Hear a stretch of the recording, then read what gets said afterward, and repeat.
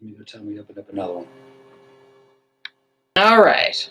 All right, we should be live, huh? Yeah, I think it's going now. Okay, yeah. let me tell him. All right. Yeah, I don't know what the hell happened with. I mean, it's awesome, but it was like looking completely different than what I did before, and I was wanted just her like, to download software. Yeah, it's like want me to download software. I'm like, what are you talking about? I don't need to download software.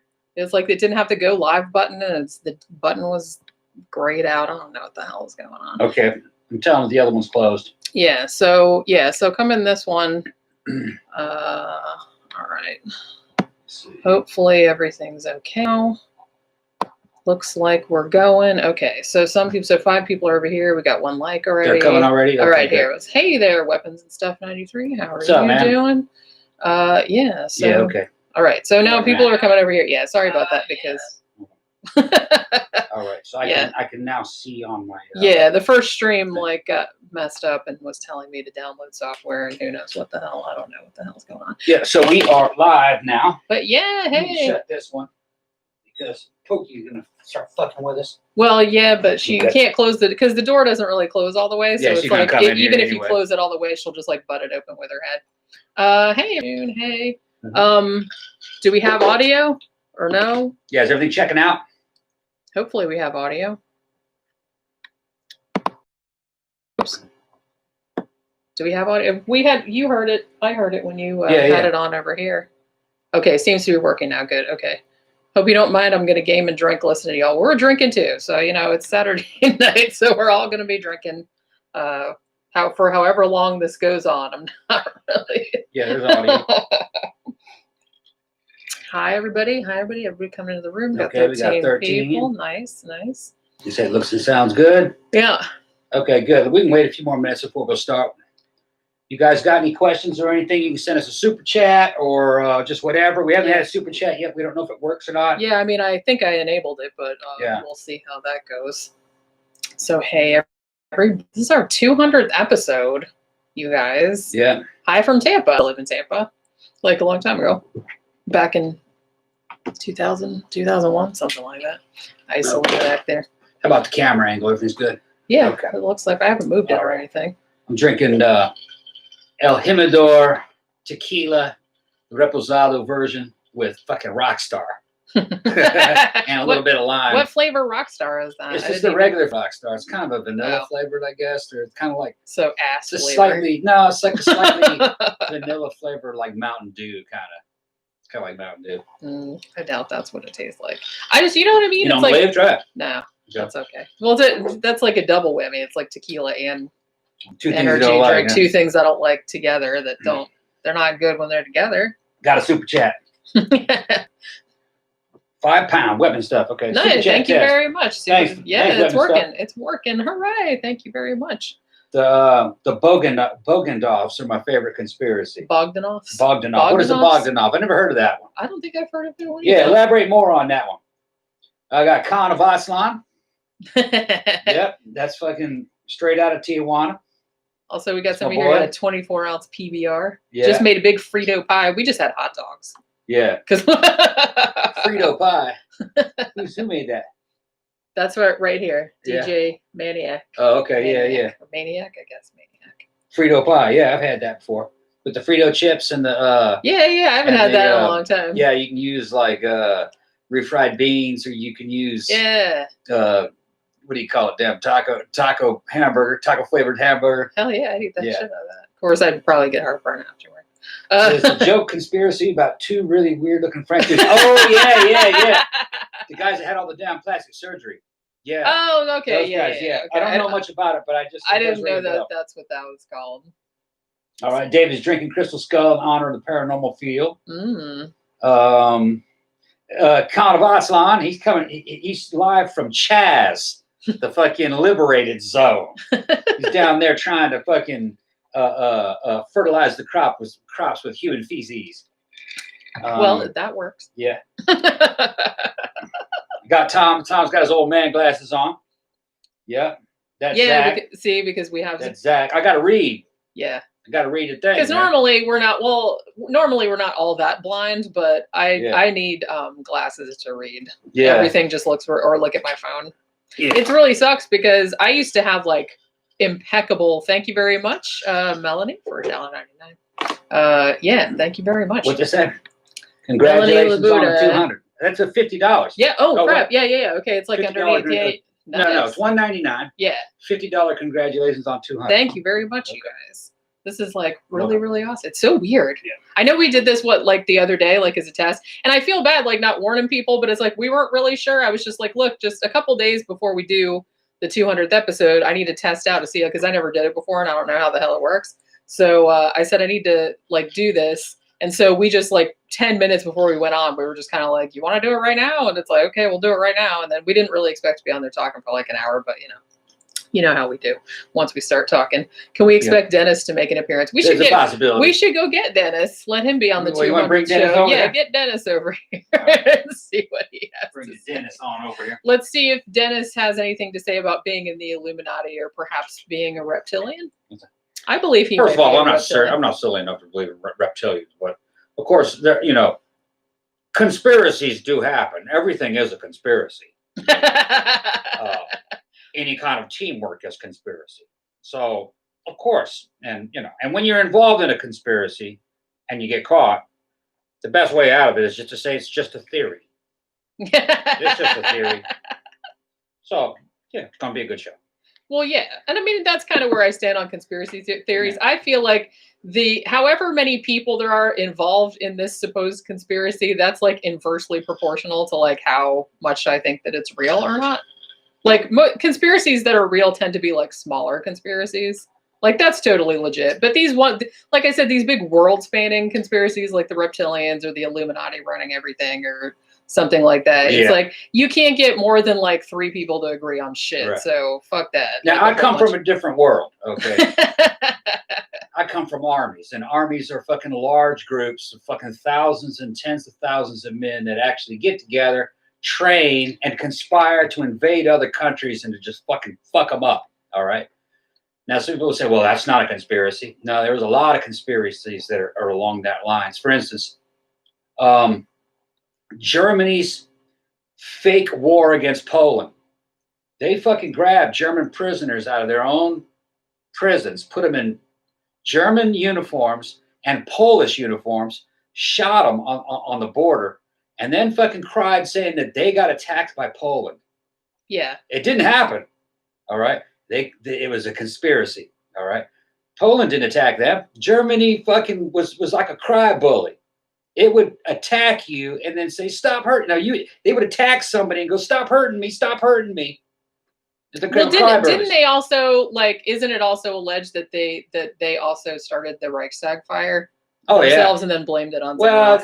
But that's not that's a conspiracy, but that wouldn't have taken that many people to pull off. Some undercover SS or undercover Gestapo guys. This is early on in before the Third Reich had really formed, but the Nazi Party had a lot of power in Germany. Not total power though. They found a mentally retarded guy. I don't know, what do you call him? A mentally handicapped guy. That's what you call it nowadays. But back in those days, they just said better retarded. All right. And he was Jewish, if I remember correctly. And they met him in a bar and convinced him that he had to take it upon himself to go burn down the Reichstag. Yeah. And they gave him the tools, evidently, to do it. And I think he might have been drunk when he did it. And he did it. And they were waiting right there, to grab him. And then they were going like, hey, the Jews burned down the Reichstag. That sounds like something. But they put him up to it. I mean, that sounds like something the Germans would do. It's not just the Germans, though. I think a lot of government, that's what a lot of special operations and intelligence agencies do that. There was something the FBI does that. Yeah, there was something too that I heard about earlier, the Dreyfus affair, which actually happened in the late 19th century. That was also kind of where they took a Jewish, thank you very much, DJ Maniac. Oh, and thanks, Melanie. She actually did give $50. Oh, she did? She said, she just figured it out. Oh, okay, great. So thank you very much, you guys. Thank you very much. Where they actually took this one Jewish French artillery guy and pretty essentially framed him as saying he was passing secrets to the Germans and stuff like that. So, so it does happen, like I said. Somebody asked what we think about David or Icke, or we can't figure out how to pronounce I think his we're name. talking about it. We are going to talk about him, yeah, because Reptilians is one of my very favorite. Just because it's so wacky, and it's like I can't. And not only does I'm going to say Icke because that sounds like less stupid than Icke. We also hit 9,000 subs today. Did we? We got. I thought it was just like 89. Well, somebody I think just gave us $10. That was Matt Yay! Roman. Thank you very much. Put it in the bank. Thanks. I'm gonna put that shit in the bottle. Yeah, we just spent $50 at the liquor store. Yeah, $50 on fucking book. Zach says, did you hear the movie's the release date for No Time to Die moved forward a week? You got to be more clear. I thought that wasn't coming out until December. I thought November, but I'm not really, because I thought, didn't they usually put them out? I usually thought that James Bond movies came out in like the autumn, like November or right around Christmas time. I always thought. Yeah. I never thought they were like summer blockbusters or anything like that. Xanada's on there. He's saying there's aliens on the moon. Aliens on the moon. There's just like a couple little reports of things from ex-astronauts where it looked like there were some spike-looking things coming up, but it's got to be just rock formations. If aliens were ever came on the moon or left any artifacts behind, they'd probably leave it on the dark side of the moon, I would think. Aliens came something on the where moon. It'd be harder for us. That way we just couldn't see it easily. We'd have to be a spacefaring fucking society to get. But that's we can't talk about that today. I don't think.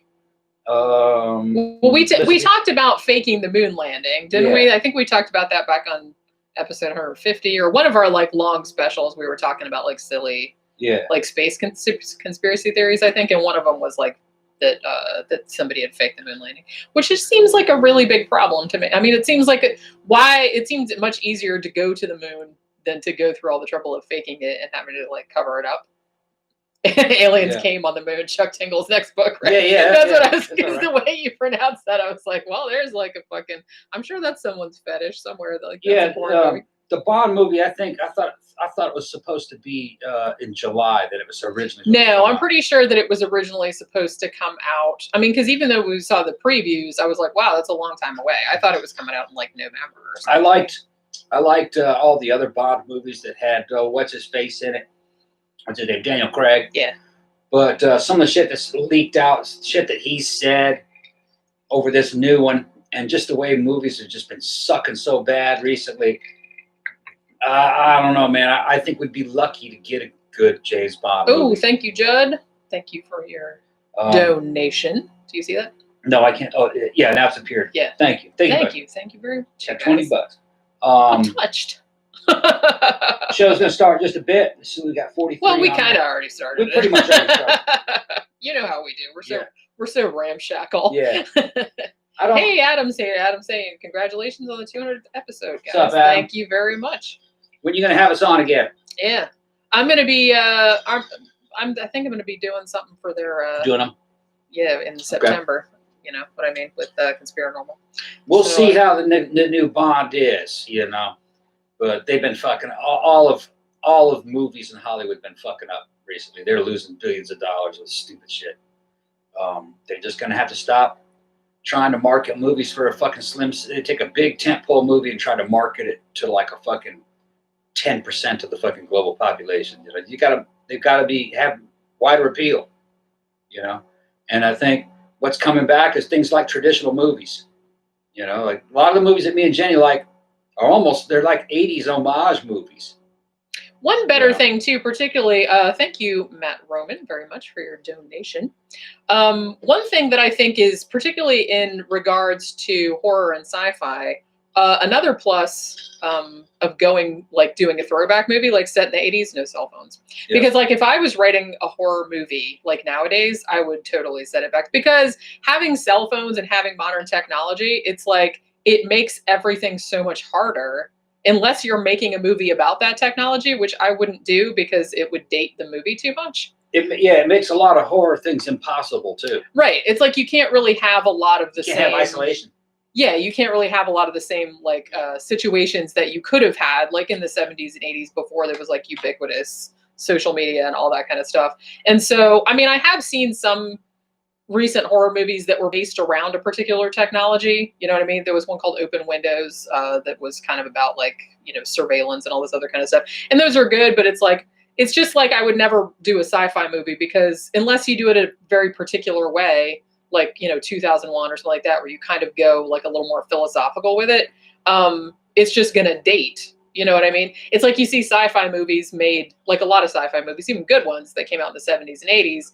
And it's just like the technology is like nothing like that now. You know what I mean? So it's just kind of like, I don't know. You're really like, if you want longevity in the movie, I feel like you're really shooting yourself in the dick, like making something that's so focused on technology. Yeah. You know what I mean? You know, look at all those fucking movies they made in the 50s with like, with like these fucking giant ass computers and all this other kind of stuff. And it's like, now it's like, wow, you know, that fucking came out in the fucking 50s. Yeah. For sure.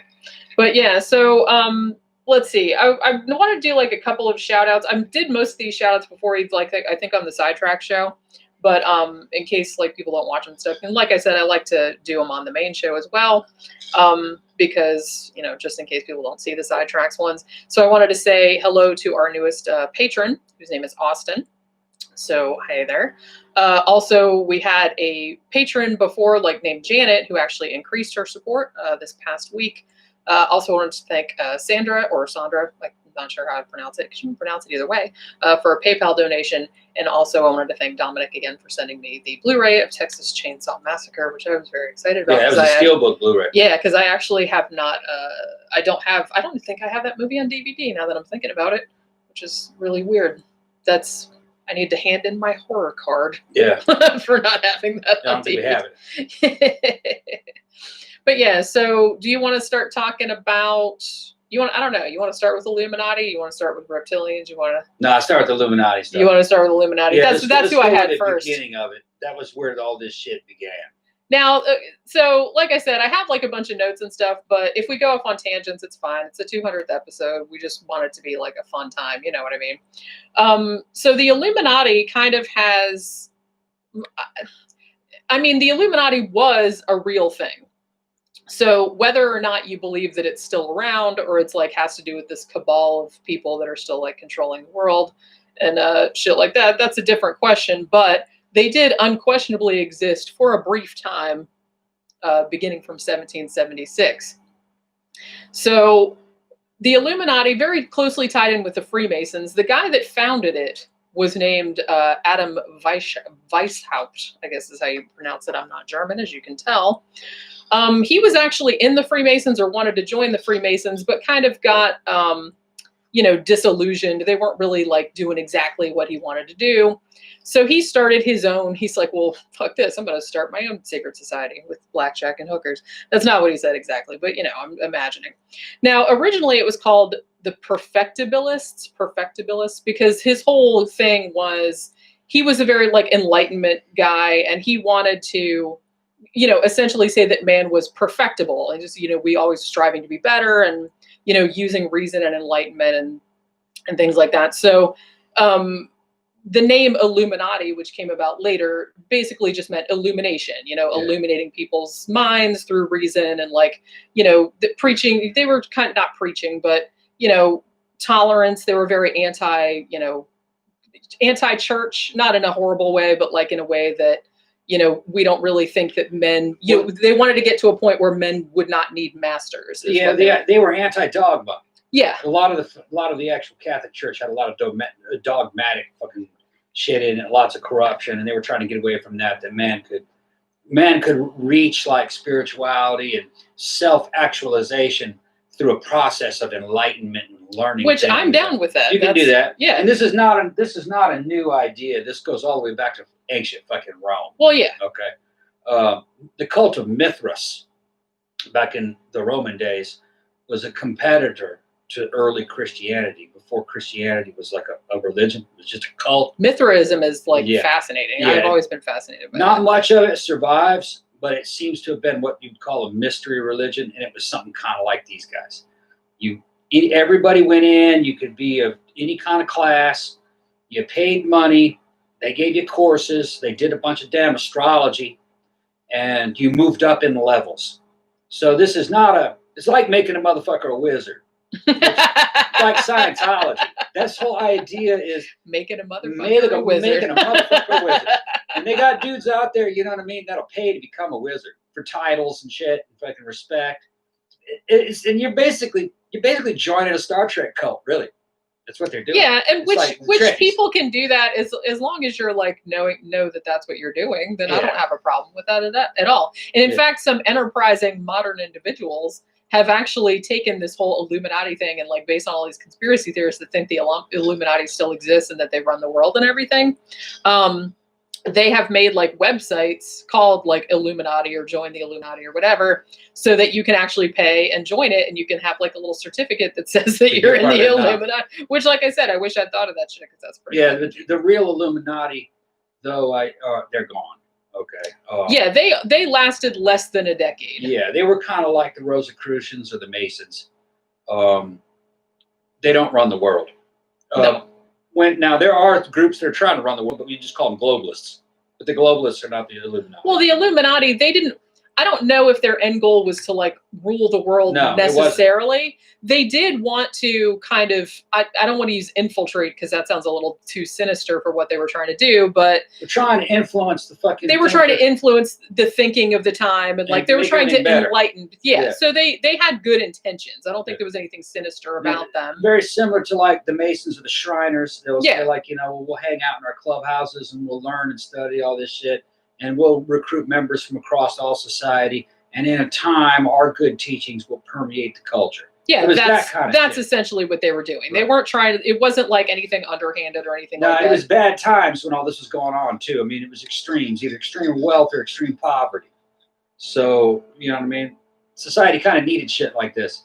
And there was no telecommunications, wasn't no nightclub scene, no internet, no telephone, none of that. So you had to have these physical meeting houses and, you know what I mean? You needed these secret societies.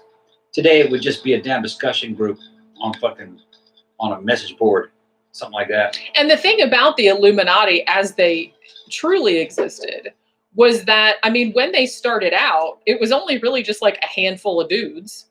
And, you know, from what they can determine, even at their like massive, you know, their biggest size, it was only between like maybe 650 to 2,500 people. That's it. So it wasn't like this big, huge, you know, influential. It's like they might have had a little bit of influence here and there, but to be honest, their anti-clerical kind of like anti-royalist type of leanings sort of got them in trouble. So they were really only around until about 1787, at which point the Prince Elector of Bavaria, which is where the Illuminati originally came from, he kind of shut them down and like, you know, wouldn't allow them to operate any longer because he thought they were a danger to the church, a danger to like, you know, the royalist power structure, yada, yada.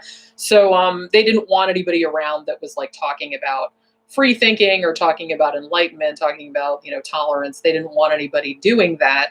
So they were essentially, you know, crushed out of existence. Like I said, they may have had a little bit of influence on the culture here and there, but not to the extent that, you know, that people might think. Now, for whatever reason, so like I said, you know, they did exist. It wasn't like an offshoot of the Freemasons, like I said, because I think that the two of them get linked all the time. It was a similar type but it was a similar type of thing. You know what I mean? Yeah, there were a lot of competitors. There were also Rosicrucians and stuff. Yeah. Now, these groups were pretty, they were wealthy guys, most of them, and guys that were well connected. They did have an impact. All right. Yeah. But I would say more so the Masons. The Masons had a lot to do, you know, with the creation of the United States. Most of the guys that helped found it had Masonic backgrounds. A lot of pirates and seafaring merchants, you know, were all into Masonic ideas. And it was because the Masonic teachings had a lot to do with democracies. Yeah. And they wanted to bring back democratic republics onto the earth. And this is during a time when everything was monarchies and theocracies. So in some ways, you could say that the Freemasons, Rosicrucians, and the Illuminati, they were all kind of like the high-tech progressives of the day. Yeah, I mean, they were trying to make things better. And even nowadays, even the Freemasons, I think they get, probably, maybe not nowadays, but I think they get a lot of shit because it's a secret society. They supposedly have all these weird rituals and all this other kind of stuff. But in total, it really seems like mostly what they do is just raise money for charities. I mean, that seems to be... I think it's what they do now. Yeah, that's pretty much mostly what they're doing. I think the need for them is kind of past. Yeah. I mean, they get together, they have their ranks, they have the thing. But it's like really... Now, depending on the lodges, because Freemasonry is not, it's more complicated, just like everything is. It's not like one monolithic thing. There's a whole bunch of different lodges. Some of them allow women, some of them allow atheists, some of them allow you know what I mean? So it depends on where, and each country has their own thing. They were religions, but they were secular religions. Yeah. They believed in kind of like a thing like a grand architect or a grand builder.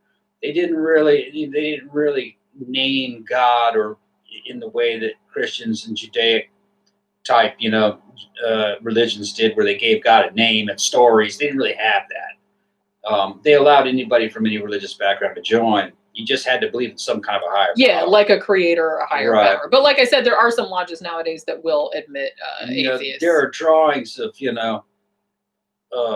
George Washington being signed into office, and he's wearing a damn white apron with a compass on it, and that's fucking Masonic. Yes, it is. And if you look at the Capitol buildings and the layouts of everything and all the motifs, it's all Masonic. Yeah. Even on the American money, with the all-seeing eye and everything, it's all Masonic codes. Which I know most of them. And I think a lot of people because that's something that's brought up a lot, is the pyramid with the eye that's on the back of the dollar bill. And I think it's an all-seeing eye, and it's like, it's all tied in with New World Order, Illuminati, all that kind of stuff. But all that's supposed to be is the eye of providence. Like God is watching over, the creator is watching over us, or whatever. If you count the number of bricks going up, a number of levels on that damn pyramid, there's 13 of them. Well, there were 13 colonies. Yeah. Also, 13 is like a number of fucking reincarnation, recreation, creation and destruction. 13 is kind of like the numerological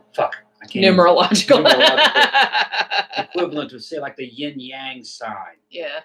And they were saying what it means is, and then like it's set behind it, it's a barren plain, and in front of it is a bunch of trees. It came from the wasteland. That's what they're talking about. And the wasteland is theocracies and monarchies.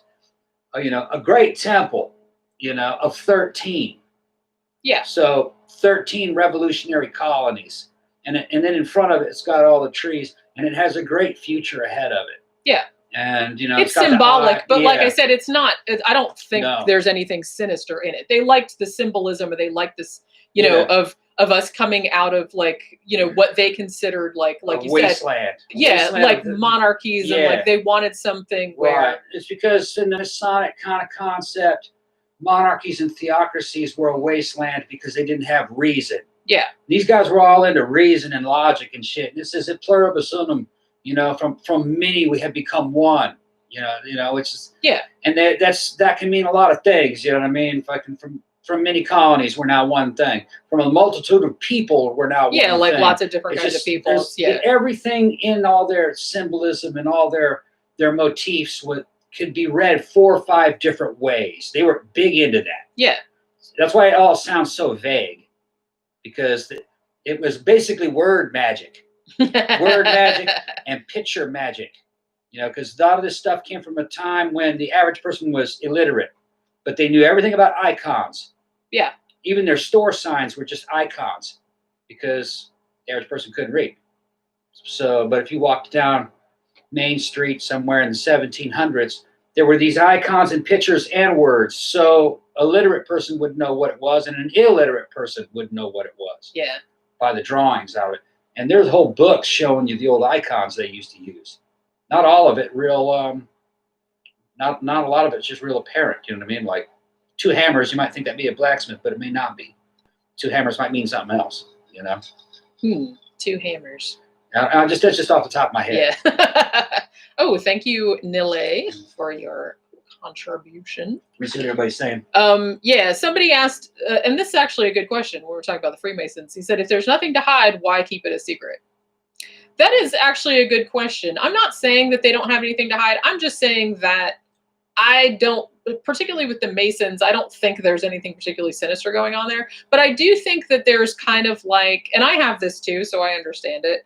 I think there's kind of a thing where people like to be in something that's like exclusive or that other people don't know about. It's the whole thing where like, you know, hipsters like some band that they, and like when too many people like them, they can't like them anymore. And it's like everybody likes to be kind of like in the know and you know about shit that other people don't know about, which like I said, I think that's another thing that makes conspiracy theories, like particular conspiracy theories, attractive to people is you feel like you know stuff that the regular sheeple don't know and that kind of stuff. So people like, you know, people like having secret info. You're answering that question of why were they hiding it? If it's another thing is that what these guys were saying, they were saying it in a lot of times in countries where you could get killed by saying that.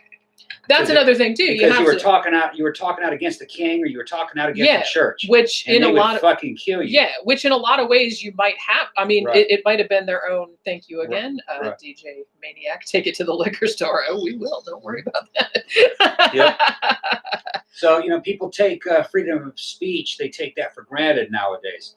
Back in those days, just kind of a harmless discussion about a certain topic could be construed by a secret police talking out against the king. Yeah, which if you did that, they could like cut your fucking head off.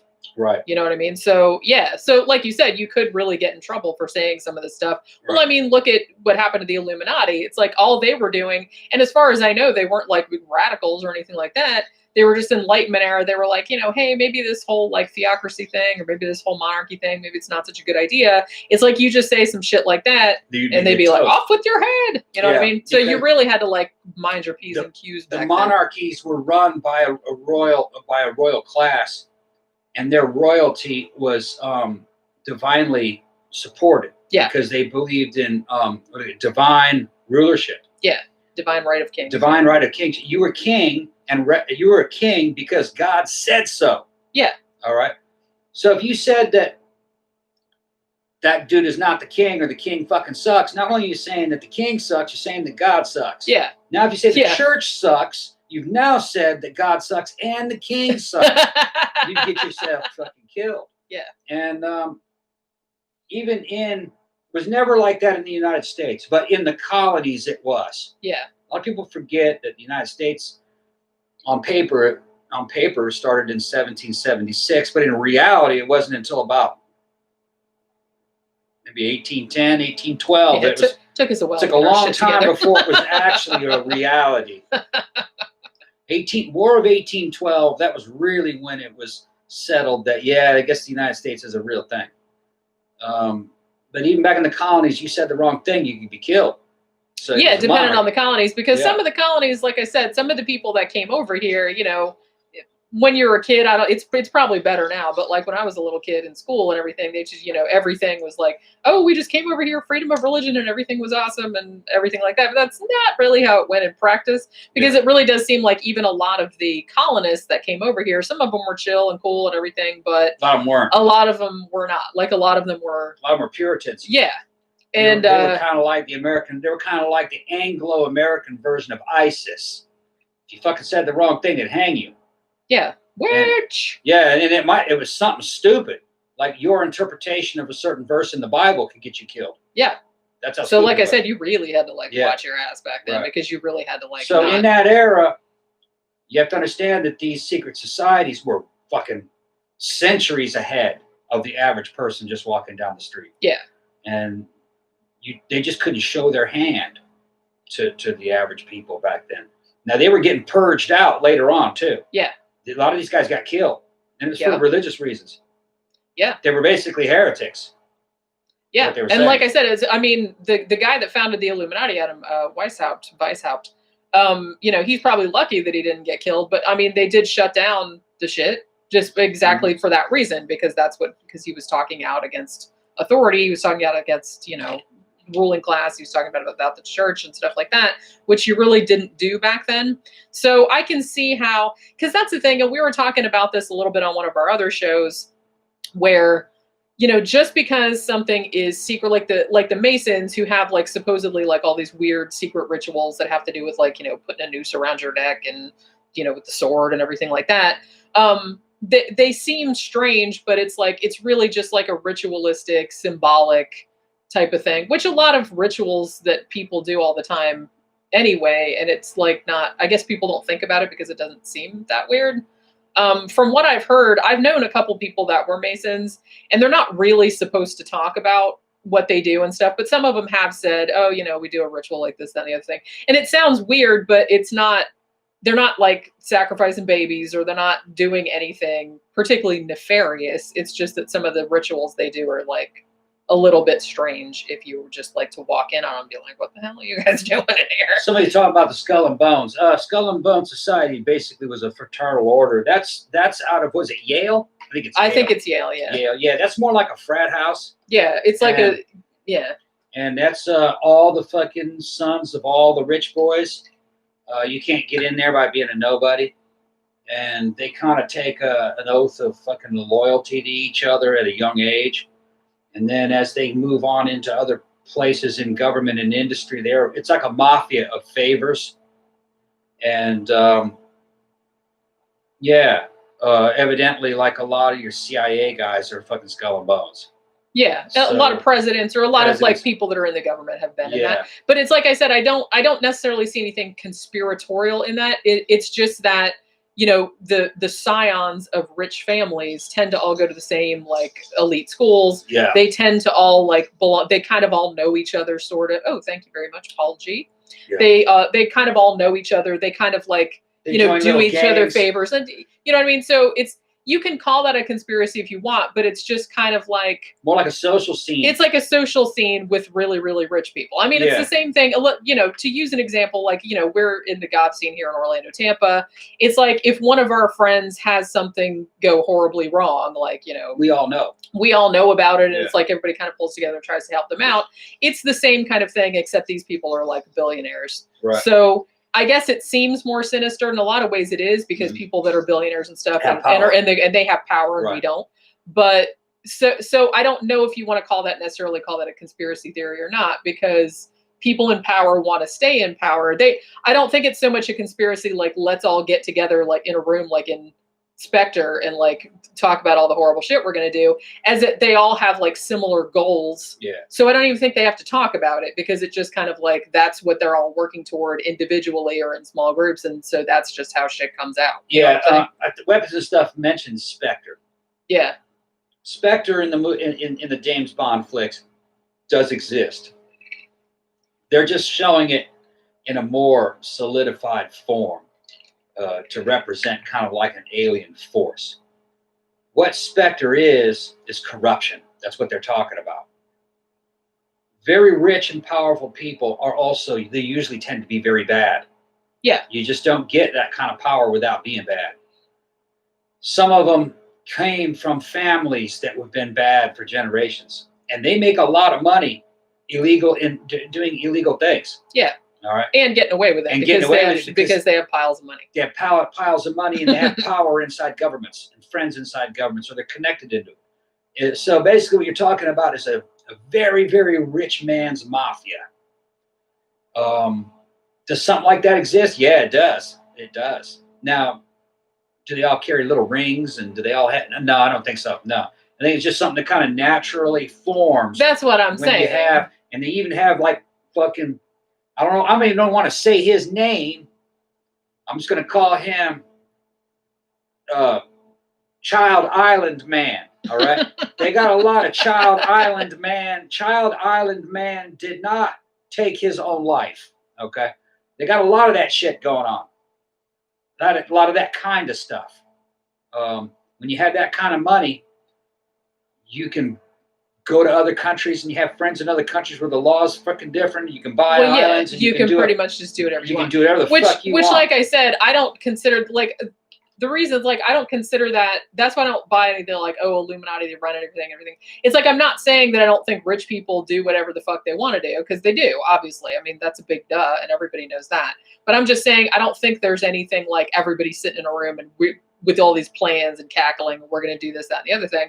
I just think that they have particular goals. And most people that are billionaires have similar goals. Like they want to keep all their money. They want to keep all their power. So it just kind of naturally goes in that direction. It looks like it was orchestrated and planned, but it's kind of like a fur ball that happens. And weapons and stuff mentioned, they also have dirt on it. Yeah, they have dirt on each other. Yeah. And having dirt on each other is a lot of leverage. So you end up kind of forming a mafia, basically, is what it ends up forming. You know what I mean? You can't rat on other people because they'll rat on you, and then it'll all come out. Hey, I have video of you doing this, that, and the other thing. So, and I believe that Child Island Man, I think what Child Island Man's island was all about was you went to this island and you had sex with these underage girls, and they had videotape of it, and that's what got you into the club. Yeah. Because now everyone was equally compromised. So well, it's kind of like what they do when you join Scientology. Right. That's why they put you in a room and have you like talk about all your deepest, darkest secrets, and they videotape you. So then that way, if you ever want to leave, they have shit on you. They have shit on you. That's exactly what Scientology does. It's stick and a carrot. If you want to make all that money and you want all that power, you have to give them a stick to use against you. Yeah. So sticks and carrots. And I think that Nexium cult was something like that. Yeah, that was very similar. Scientology is also like that. I think, and I think governments were involved in it too. Would not surprise me if an intelligence agency, maybe several intelligence agencies, helped fund the Child Island. Because it makes sense. It makes sense that that kind of information would be very valuable to governments. And they would probably pay a lot of money for that. That does make sense. You know. So I would think Child Island Man made money from many different directions. Not only did they make money from all these deals, he also, I think, sold his information to intelligence agencies in other countries. That's what I think. Yeah. And I think those countries were taking that information and doing things like learning how to bet on the stock market, how to predict when certain things would go bad, or when certain businesses would, because you could make a lot of money knowing what you know what I mean, knowing things or having access to information. Because those guys actually had a lot of money. And the guys that have all the money know what stocks are going to fail and which ones are going to succeed because they're going to pull their money out of it, that kind of stuff. Yeah. I still can't believe, I know this is like kind of apropos of nothing, but I still can't believe fucking Martha Stewart got sent to prison for insider trading. Yeah, when they're all doing that. That's what I mean. It's like, why pick on her? She made somebody mad somewhere. I guess she must have. They can send anybody to prison. They send a 3-star general to prison on little flimsy shit. If they want, there are so many laws, they can send anybody to prison. Well, yeah. This shit's got to be changed, if you ask me. Yeah, they can send you to prison over a victimless crime. It's just got to change. Yeah. Which that may be one good thing that comes out of all this demonstrations and shit. Martha Stewart is gangsta as fuck. Yeah. She is actually. She just didn't. I don't remember her ever bitching about it. She was like, "Yeah, I'm going to prison." She should have got like some fucking prison tattoos or something like that. That'd been fucking rad. See what everybody's saying. Yeah. Oh, I can see it on here. I can't see it. Yeah. So what were we talking about? Oh, Illuminati. So, all right. So there was a book that came out in 1798, which was called Proofs of a Conspiracy. And this was like an anti-Freemason book, but the Freemasons and the Illuminati were already kind of considered to be sort of like the same thing at this point. So I think this book was kind of like the thing that maybe sort of like catapulted, because it was referred back to by like a lot of writers later on that started writing about Illuminati and how they run everything and stuff. So you had books by, they kind of like had some writers in the 20th century that took those ideas and, you know, tied them in with like anti-Semitism, like Protocols of the Learned Elders of Zion, that book. And then you had like some people that were like anti-Roman Catholic kind of getting in on it and putting that spin on it. You remember like fucking Jack Chick? Is that dude still alive? The one that made those, those little. Yeah, Jack Chick. The little. No, Chick's dead. Is he dead? I think he's dead, yeah. He didn't draw those, did he? Because some of them were like drawn differently. Those are batshit crazy. They used to like I might still have it somewhere. I have the Halloween one, the little booklet where. Do you guys know what a chick track is? Yeah, I don't know if maybe people not in the U.S. don't know what that is. Foreigners wouldn't know what a chick track is. So Jack Chick was this really, really religious, crazy person. Yeah, he was crazy. And he put out these little booklets. They were like little tiny comic books, and they were called chick tracts, is what they were called. They would give them out for free. Yeah. He had like a foundation or whatever. I found a bunch of them when I was like in 4th and 5th grade. And people would stand outside our school and like give them out. That's where I got the Halloween one. They give them out to little kids. Everything's evil, essentially. Yeah. Too long didn't read. They were these little comic books about that big, the size of a dollar bill. But they were probably about 20 pages, maybe 15 pages. And they were actually like, when you're a kid, they were like awesome comic books, but they were fucking scared the shit out of you. They all basically were about going to hell. Yeah. That what you're doing, you're going to go to hell. And fucking, we would like be kids. We would have been back and effective. Yeah, I'm not really sure if anybody out there has ever been converted by reading a chick tract. Just let us know. I mean, even in the 3rd and 4th grade, we kind of smelled the bullshit. Well, we just kept them because we thought they were funny. Like, you know what I mean? Like, we're like, this dude's nuts. Wow. It's like, this is hilarious. They're probably collector's items now. I still have the Halloween one. I used to have one, shit, man, I can't remember what it was now, but I used to have one that was like right on the cover. The Halloween one used to crack me up but you know, obviously look at me. Halloween's my favorite holiday and probably has been my entire life. So the shit that I'm reading in there about like all the witchcraft and like all the satanic panic kind of shit, like that everyone knows is not true. And so I'm just like reading this as a kid going, man, you are so full of shit. Yeah. But it was super fun anyway. Like I said, I still got it somewhere. Or no, I think I sent it to somebody. Actually, like when we did one of the mail outs and I was just sending like random shit to people, like patrons and stuff that I had around the house, I might have sent it to somebody, but I might still have it. So, so everyone's got a version of this Illuminati thing. I think even crazy old Pat Robertson's got one. His is kind of like weird. I don't even know what the hell, you know, he was doing there. But then there's also some with like ties in with like New World Order and 9/11 truthers and all that kind of stuff. There's also these two guys named Mike Warnke and John Todd, who are some of those like Protestant evangelists that claim that they used to be Satanists, which I'm sure is bullshit because a lot of them. Yeah, that was an old ploy they used to do. I'm an ex-Satanist. Yeah, we did all this. We did all these rituals and we killed babies and impregnated women. And stuff. Yeah, and for some weird reason, the FBI doesn't just jump out and arrest the guy. That's what I mean. It's like, come on, no one's falling. Somebody asked about the Shriners. Did they really come from the Knights Templar? I'm going to say no. Excuse me. No, I don't think so. I mean, the Shriners are kind of an offshoot of the Masons a little bit, and the Masons and the Knights Templar and stuff.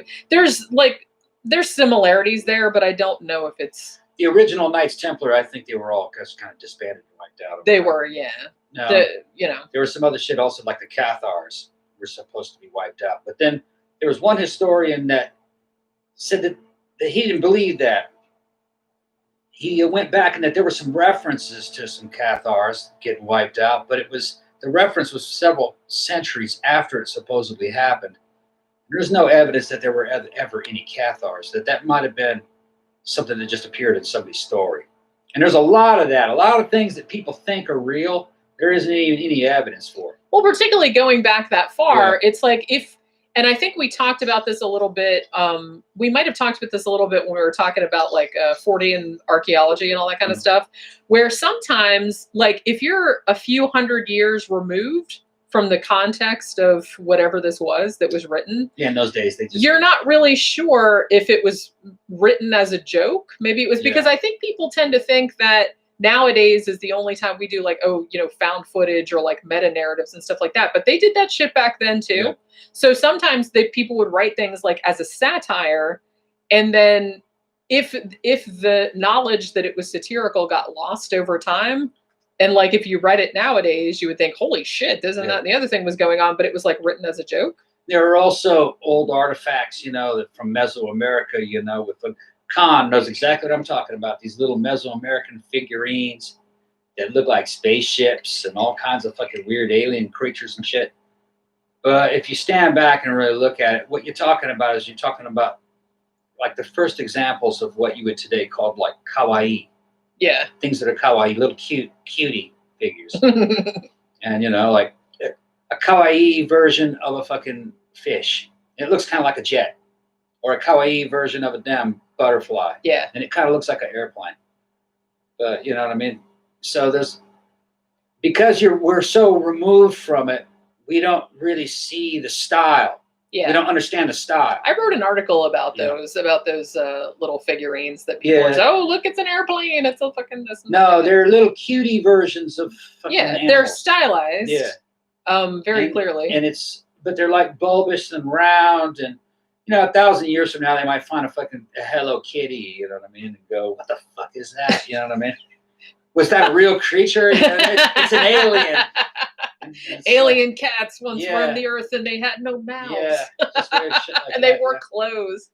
Bad Bats Maru, that little black penguin thing. Oh my God. Now I want to go forward in time just to what is that? That would be so funny. Yeah. Somebody says, I hope Pookie makes an entrance. Yeah, I wonder where she is. She must have fallen asleep somewhere. Oh, somebody asked about your recipe again. Because some people because some people came in late and didn't see the very beginning. This is El Jimador Reposado tequila and Rockstar and a splash of lime. Yeah. Rockstar in the Rockstar, regular Rockstar. Yeah. And it's like not a weird flavor or anything. Because usually you get the what the hell is that other stuff? The tropical Red Bull. I have some of that too, but I actually like the red in the yellow can. I actually like the Rockstar better. Yeah. Fucking right. I don't know. They all taste the same to me. Like that. She's got a fucking terrible sense of taste for some reason. I do not. She doesn't like anything that's tart. That's not true. I just don't like energy drinks. Yeah. I like most other things. Whatever. If I had a terrible sense of taste, that would mean that like all your food's gross because I eat all your food and it's delicious. So I've been experimenting with making flatbread. I'm making fucking badass flatbread. It is really good. And it makes the whole house smell good when you make it. Because you've been making it. You've been making it in the cast iron skillet. In a skillet, yeah. It's so easy. So I got some damn dough sitting in there.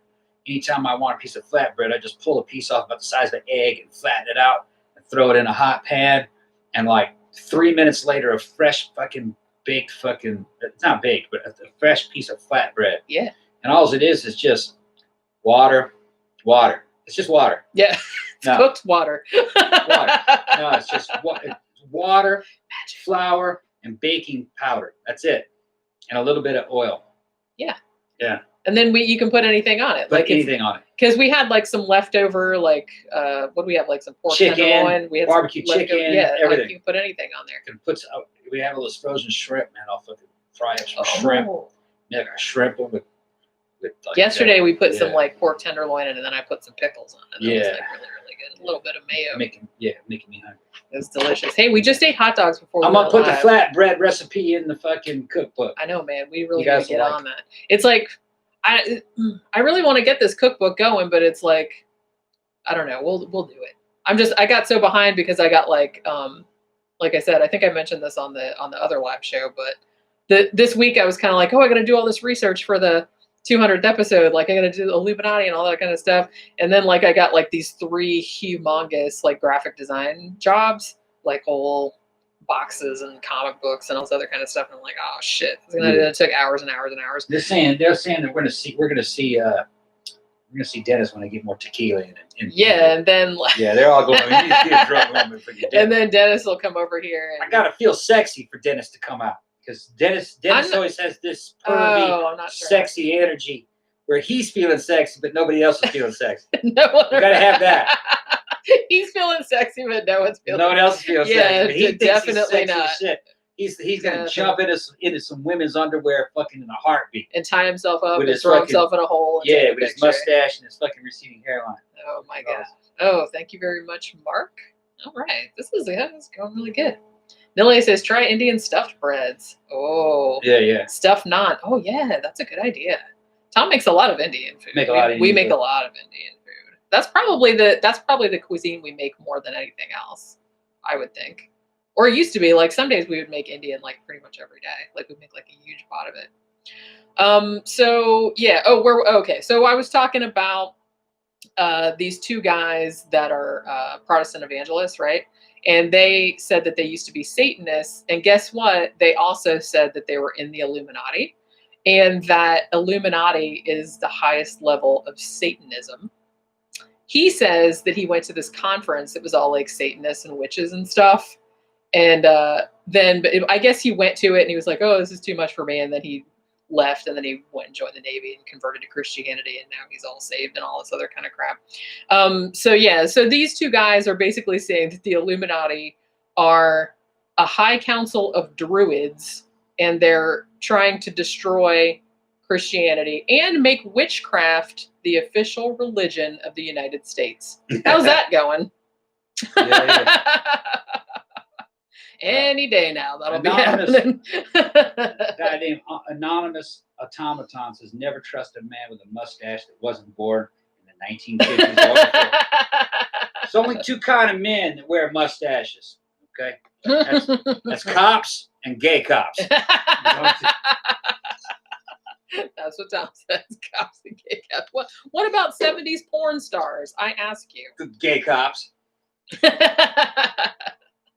I guess they could also be cops or gay cops. Yeah. Yeah. Did we ever do a show on Spring Heel Jack? We did, actually. Yeah, we did a show. The whole thing wasn't about him, but we did one that was shit, man. What else was it? I think we talked about like the Mad Gasser of Mattoon and like kind of all these like crazy. Spring Heel Jack was the original fucking parkour expert. He was the steampunk Batman. I kind of love the idea of just a guy getting it in his head, like however long ago that was. That was like the fucking late 19th century, right? Yeah. It was sometime around then. 1890s, something like that. Yeah, because it was around Jack the Ripper time. Yeah. I guess, and that was 1888.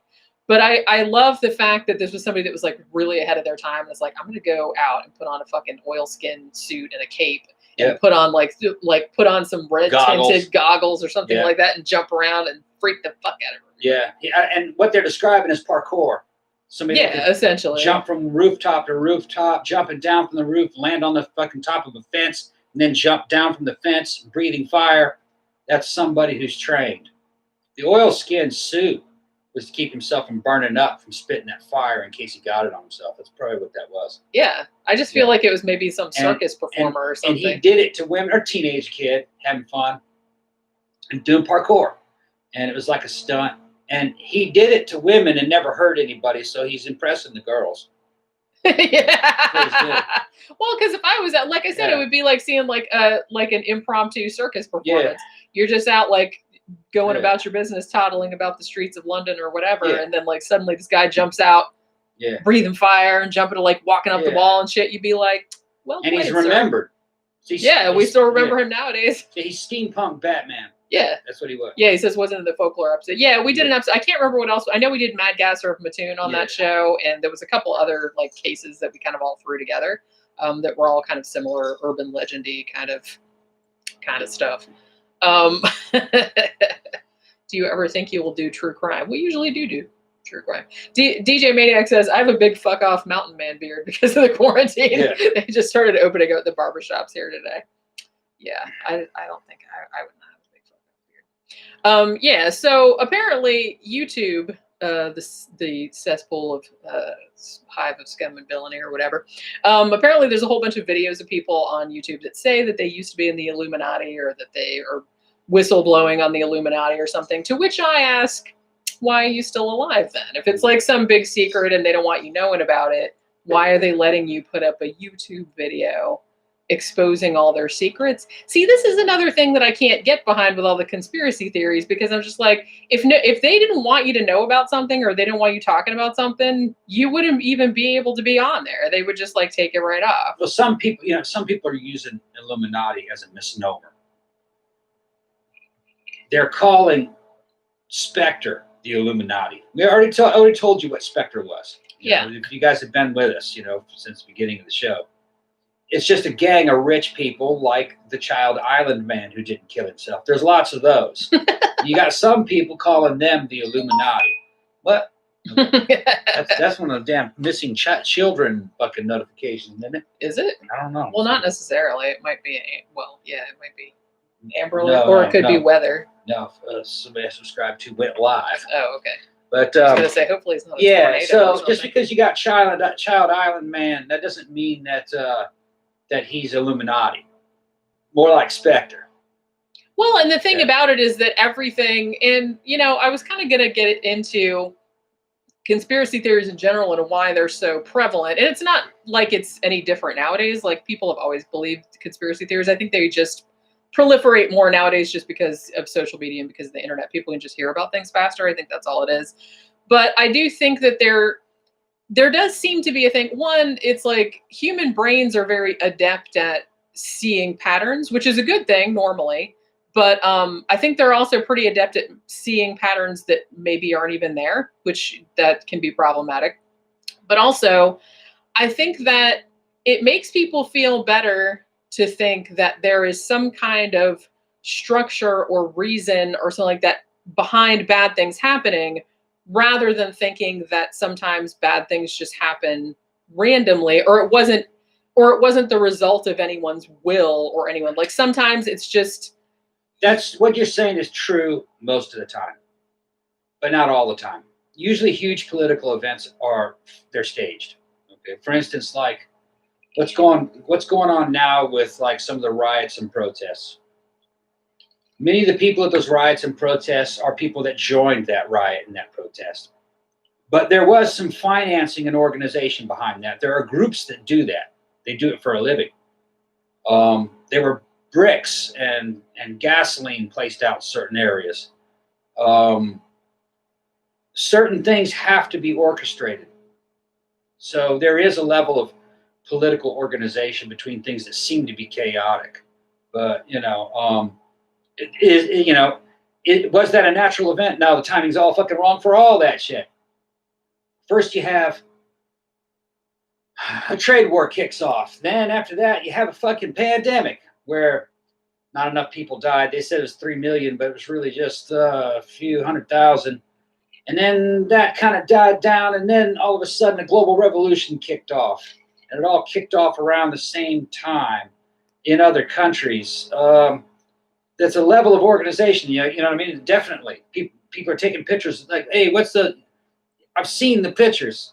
Pallets of bricks there. There's no construction sign going on. There are organizations that do that. Antifa is one of them. No, this is a struggle for power going on. It has to do with the election coming up. And there was a one world government forming that is falling apart. And they're blaming it all on Trump when that was going to probably fail anyway. Because there were a lot of members were trying to break out of the EU, and a lot of things didn't go right in Central and South America. So stuff like that is not a conspiracy. It's just political activity is organized, all of it.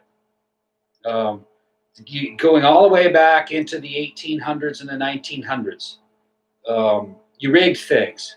You rigged elections. You fucking hired people to make strikes happen. Then you hired strike breakers, and then you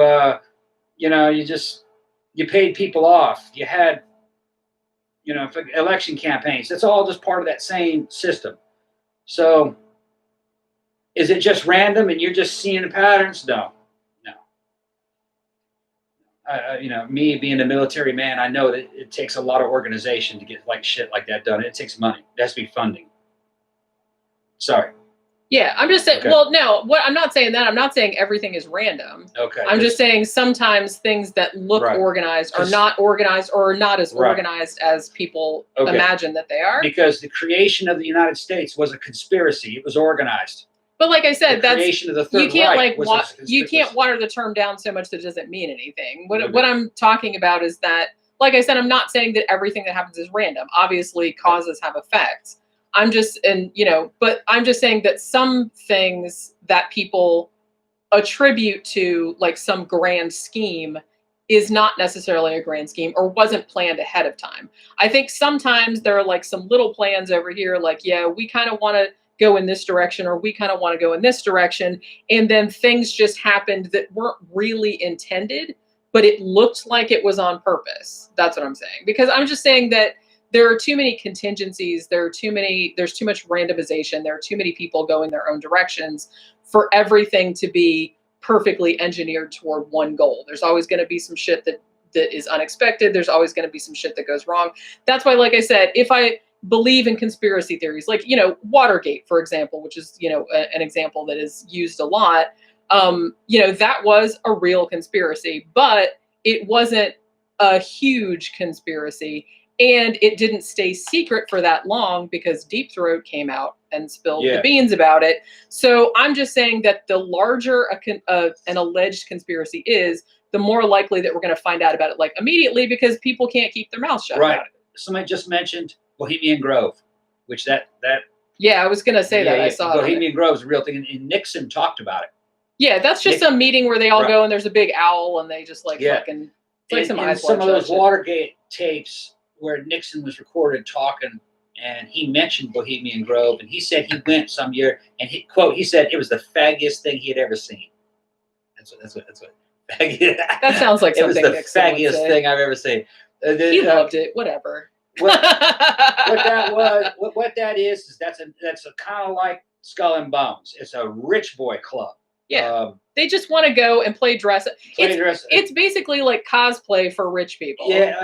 Okay. No, what I think is a better description. It's more like summer camp for rich boys. Yeah.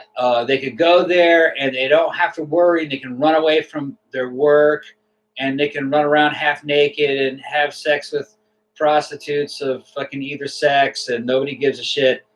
And they can all hang out with their own people. And really, they do see themselves as another species. They see themselves as above us. Well, I believe that. And and they are kind of a secret society in a way where it's kind of like a code of silence. You know what I mean? They all go to this fucking summer camp retreat and be whores, basically, little whore boys. Which, I mean, it's like there's nothing sinister about that. They're not killing people. They're not. Sorry. No. It's like they just to be killing. Right. It's like they just want to go and get their freak on. They got a damn owl up there. We've all done that. Moloch. Some people say it's Moloch. I don't think it's Moloch. I think it's supposed to represent fucking some kind of wisdom and shit. It's some fucking lame shit. Well, yeah, because didn't the Illuminati? I mean, their symbol was the owl and stuff as well. So it just means like wisdom or enlightenment or whatever. It's like I said, there's nothing. And there's evidently like a little bunch of bungalows, like hotels that they stay at in that area, and Nixon wasn't impressed. Well, Nixon wasn't impressed. He thought he said that's the faggiest thing I've ever seen. He's a boring old fart, though. Well, Alex Jones fucking broke into the place and got it on video. It's fucking awesome. I thought I saw that, but I was just kind of like, I can't stand Alex Jones, so it's like I can't stand listening. He's a humble water filter salesman. All right, he's fucking uncovered a lot of shit though. Is it water filters or what's that other shit he sells? Everything. He totally vitamins. All those crappy vitamins. It's like no, they're supposed to be good vitamins. It's just he's just making money. But he's uncovered a lot of shit though. You know what I mean? Now he does hype everything up. It's a great show though. I think he puts on a great show. I can't listen to it. It gives me a migraine. She doesn't like the sound of a man's voice. No, I don't like the sound of his voice. I listen to men all the time. I listen to Last Podcast on the Left. I watch. Yeah, I can't stand his fucking. Plus he's a loon. You would never make it in the army. You'd never make it in the army because that's what you have to put up with. It's that all the time. Yeah, that's what I mean. I can't stand shouty motherfuckers. Well, that's why I didn't join why I didn't join the military, because I don't want people fucking shouting all the time. I'm like, shut up, I'm right here. Old school infantry was just one long tough man competition. That's what it was. Just one long tough man competition. See, I don't know. You say tough man. I see a lot of like insecure people like just trying to like yell over. No, they weren't insecure. They didn't know. It's like because it's like I have a bigger dick than you. Rah! It's like that's how it comes across. It was fucking good fun. So like I said, I can't. Yeah, that's cool. It's like that's why I would never join though, because it's like I don't need like fucking people shouting all the time. I'm like, yeah, I heard you. Just fucking chill out. It's a cult. Yeah, it's a cult. He says Last Podcast on the Left represent. I love that fucking show, man. I listened to that. I started listening to it. I had heard of it like for a long time, but I just never got around to listening to it because I don't usually like listen to a lot of podcasts and stuff because my mind tends to wander. Like if I don't have something to look at, but kind of more a reader. But I started listening to them when I was like doing, I can't even remember like what, it was one of our true crime shows that we did. And they had done like a 3-part series on it. And I'm like, oh, okay, I've heard of this show. We'll see if it's any good. And so I listened to it and it was hilarious. And I was like, oh my God. So then I just like started listening to all their shit. So I've even listened to ones now where if they did a show about something we're doing a show about, I always listen to it like a day or two before we do ours, just so I try not to like repeat their jokes or anything. But also, the cool thing about them is that even though the shows are hilarious, they're also really well researched. And a lot of times they'll come out with stuff that's not in any of these. It's not on the Wikipedia page. That's not because they'll do like, they do a lot more research than I do. They'll like read like all the books about it. They'll watch all the documentaries about it. So it's like they know like all this shit about it, and they are all comedians. So, the three of them like interact really well together, and it's like really, really funny. So I don't know if they did a show about the Illuminati or not. Yeah, guy said that, all the insecure guys do get weeded out in basic. But women don't. She didn't understand that. She wasn't there. No. I'm just a girl. I'm just a girl. I don't know anything. Then you got the girl, woman there says she doesn't like my man voice. You got to understand, Jenny, all right? I'm a rare exception. Jenny kind of likes what I would call soy boys. She likes soy boys. I don't know why she liked me, but I've also heard that most women, they kind of like soy boys, but they don't sleep with soy boys. They like fucking guys who are totally the opposite of them. I don't know. Like, I don't have a type particularly. I tend to like people who are smart. I tend to like people who are funny. I like people who are fun. I like people who are like laid back. I don't like people that are like really like fucking all, I can't stand that kind of, or people that are like really rigid or anything like that. I need somebody that's like chill. And her first husband was rigid as fuck, so I don't know where you're getting that. I didn't know that initially. Like, he didn't really like come off that way at first. So it took me a while to figure that out. But he had like other qualities that I liked though. But yeah, he turned out to be like a lot more rigid than I thought that he was. Yeah. And that's like really, really hard for me to deal with. Like, that's why it's funny because surprisingly, we don't get like a lot of abusive comments on here. Although I should mention, and I'll come back to what I was talking about a second ago, but remember when we did the show on the West Memphis 3 last week? Yeah. And I said every single thing that I watched on YouTube about the West Memphis 3, and I watched a shit ton of stuff, had this same person commenting. Yeah. And I said, I bet they'll comment on this show too. And he did. What did he say? I don't even remember because it was like really, really long. I'm like, oh, it's that guy. And he sent me a really, really abusive email, which I kind of skimmed, and I'm like, yeah, fuck you. And I just like fucking, because that's kind of like the best way to deal with that kind of stuff. I mean, every now and then, like, I'll get a really shitty.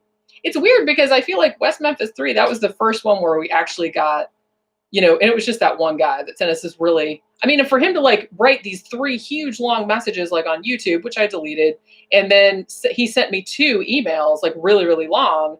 And I was just kind of like, that's mental problem. And I was like, what the hell is the matter with you? I'm just like, I'm just going to delete that and like ignore you. So why? Yeah. Usually when it's like real, real long, that's mental problem. Yeah. Because obviously you have nothing better to do with your life than go around just like watching. It's like, I don't really understand. Paranoid schizophrenia. Yeah. There's something the matter with you. Yeah. This, like I said, there's millions and zillions of videos on YouTube that I do not agree with, but I have much better things to do with my time than go watch them and write a big long fucking screed about how much you suck for making it. Yeah. It's like, I'm just not going to watch it and go do something else. That's what a normal person would do. All that, then write a fucking book.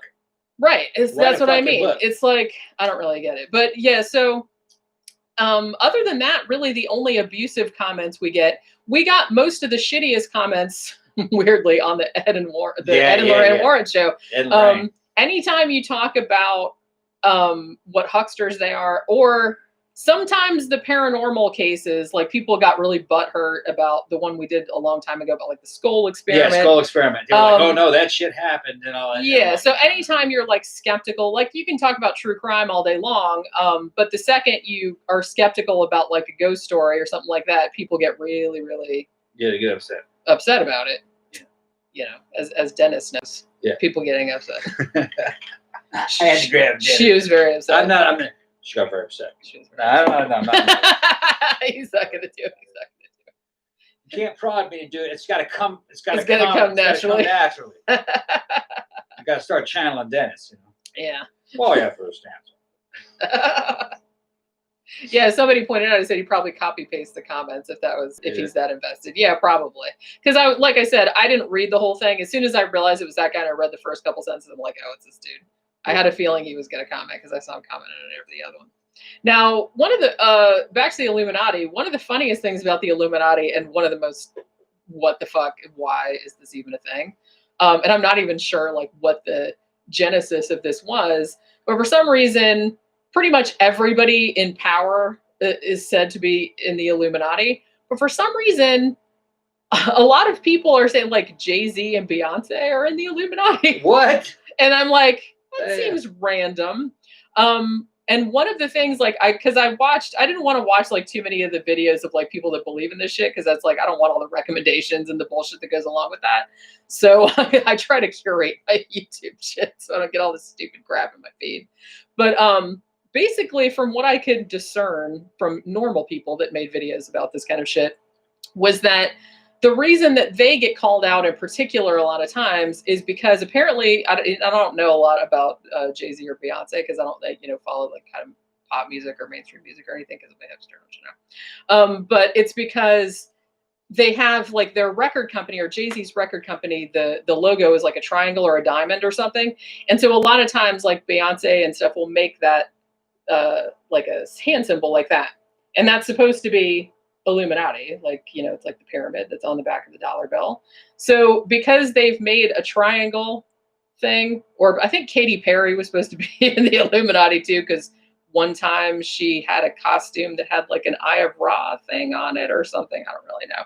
So now, I mean, the funny thing is that now that people say that about them, now they are trolling everybody and like taking it as a joke and being like, oh yeah, totally, we're totally in the Illuminati. And then now they're doing it on purpose just because people are stupid and they think they're in the Illuminati, which I don't know why people wouldn't figure out. That's because if somebody said I was in the Illuminati, that's totally what I would do. Somebody asked me what a soy boy was. I hate that fucking term. I really do. Because she likes soy boys. A soy boy is a low testosterone male who didn't really go through puberty properly. You can recognize them as being kind of, they're either very skinny or they're overweight. They have beards. They make this funny fucking smile where it's like they open their mouth up as far as they can to look as non-threatening as possible. They're kind of simian in behavior. I would say kind of like an effeminate monkey is kind of how they act. They're so effeminate. So feminine is bad. No, not feminine. Effeminate. So like a woman monkey is bad. That's what always like pisses me off on a man. You know what I'm talking about? That's what always pissed me off about that. Now she's want to make it a sexual thing. No, it is. That's exactly. Well, because I mean, the fact that you're using like quote unquote feminine qualities as an insult. I'm like, so I'm just saying it's awful strange on a man. I'm not gender bending in that way. Yeah, but some people are, and I don't really care about that because it doesn't have anything to do with Well, you have to understand something, okay? You have to understand. Okay, here we go. There's a hierarchy of men. There's a hierarchy. Okay. All right. Even in the gay scene, they understand this. And Zach will tell you all about it, Zach. But Zach will tell you there's tops and bottoms. Okay, there's tops and bottoms. I'm saying. That's just whether they like to give or receive. All right. Oh, somebody says this is Dan Bell is awesome. Yes, it is. Yes, yeah. I love Dan Bell. He has the best voice. Yeah. He is so funny. Yeah. It's like all of his shows are funny. He does this great thing called Quiet Time. Yeah. Where he basically just has all these videos because he has shot like 40 bajillion hours of video that he's like, oh, either the audio is bad or I didn't think it would make a good show or whatever. So he decided to just take it and just like quietly like tell stories over it, like about stuff that happened when he was a kid or paranormal experience or something like that.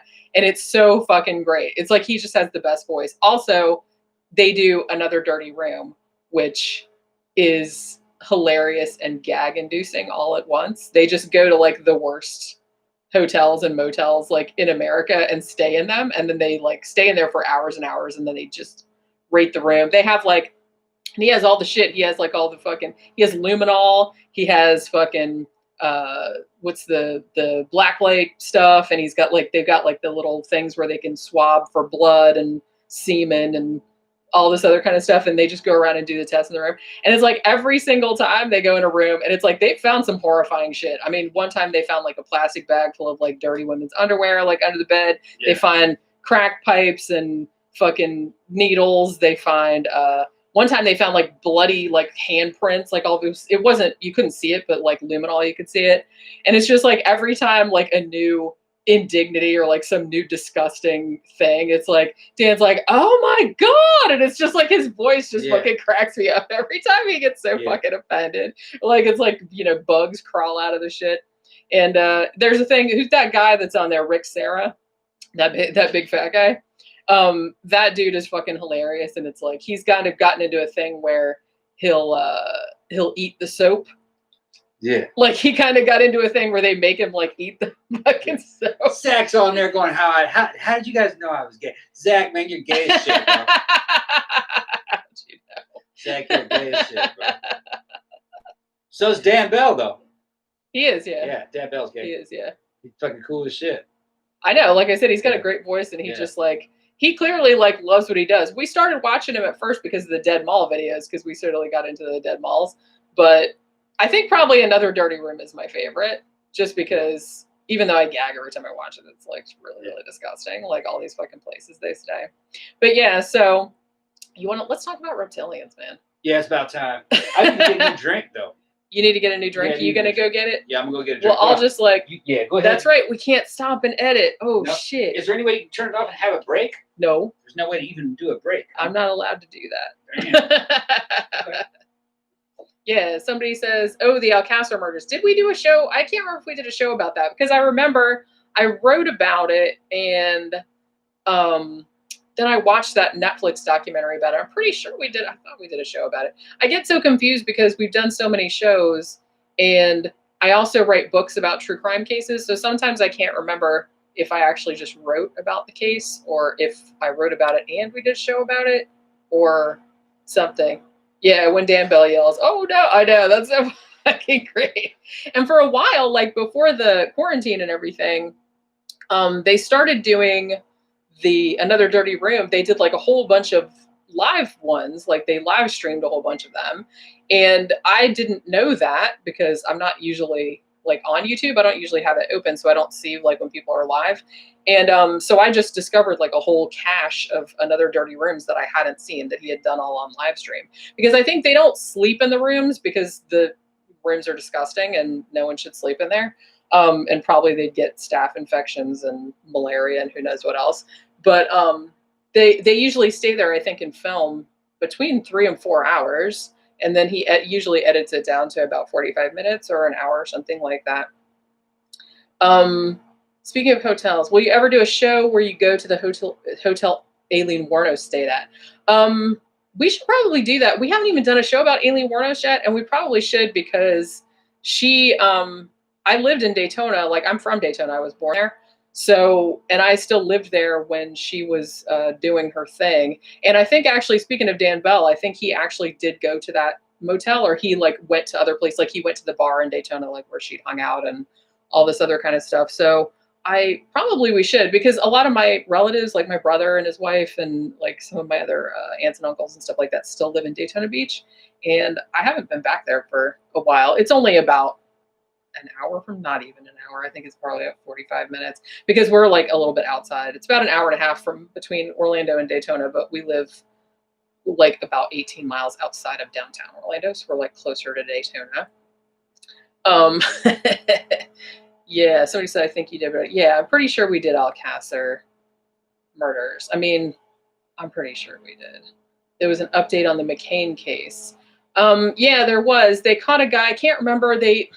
Somebody that I saw, I watched another true crime channel on YouTube, Stephanie Harlow, and she did an update, and she was talking about the guy that they caught. His name's Christian B, but I can't remember. She said what his last name was. It did start with a B, but I can't remember what it was. She seemed to think, I don't know a great deal about it. It's like she seemed to think that he was probably not guilty. I don't know. Like, she did another like 2-part thing about the Madeleine McCann case, like before this happened. So, and I haven't watched that. So I don't know if she was leaning more toward the parents being involved, or it just being a random stranger. I mean, I don't really know. I wasn't there. Like, we did a show about it. I don't know. The parents did some sketchy things, but I don't know if they had anything to do with it or if it was just like a case of, because there were like kind of a lot of other sketchy people like hanging around there. And the guy that they caught, he was doing some shit like, he had robbed some, I mean, he did live in that area at the time that she was kidnapped. He had robbed some of the other, places, other houses in that resort. So he was known to be, kind of a pedophile, he had sexual assault against women, against children, and other kind of stuff. So he does like kind of fit the profile. But she seemed to be doubting that maybe it was him because he doesn't match any of the witness descriptions of any of the people that were seen.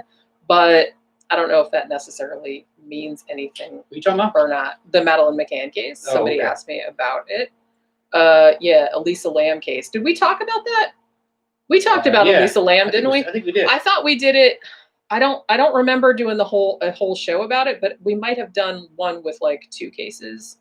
Because I'm pretty sure I remember like editing that video into the show. Yeah.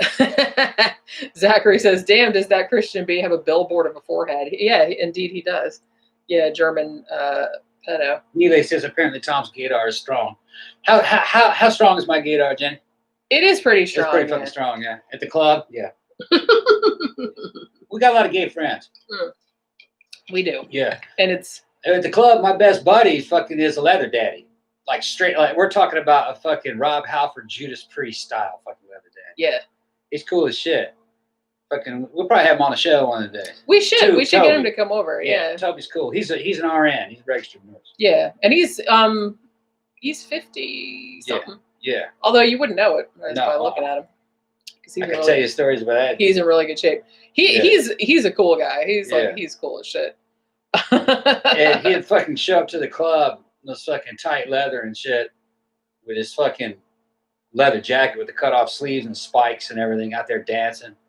And the girls just fog up on him. And his fucking dick is like a fucking huge 40-ounce fucking beer can. And it fucking wraps around his fucking leg around the side. It does. And it looks like he's got an orange at the end of it. And he'd be out there dancing in this fucking tight ass leather, and the women just staring dead at it. Yeah. Just looking right at it. We have no me shame. And Jenny would be fucking laughing. Laughing our asses off. Well, because he's a really good dancer and stuff too. So it's like, Yeah. And I just fuck with him. I was fucking with him all the time. I'm like, fucking Toby, man, why are you denying all these women, man? But it was funny is that when he gets drunk, he does like women. He loves Jenny. Yeah. He fucking fogs up on her and tries to grab her. I gotta like, hey, hold on. He loses track of her. And he's like, huh? Oh, I'm sorry. He's trying to grab her. He thought he was straight first. Yeah. Like, he gets drunk, he goes straight. It is very funny. Yeah. Fucking hilarious. Zach says I want to hang out with you guys if we're in Florida. We are pretty fun. Yes, we're enjoying the live stream. What? Somebody said that you guys enjoying the live stream. Yeah, we like them. Yeah. We'll do more of them. Yeah, we should actually, now that I've kind of like figured out how to do it, and it's kind of like, yeah. I think I was a little more stressed out before because Tammy. I've done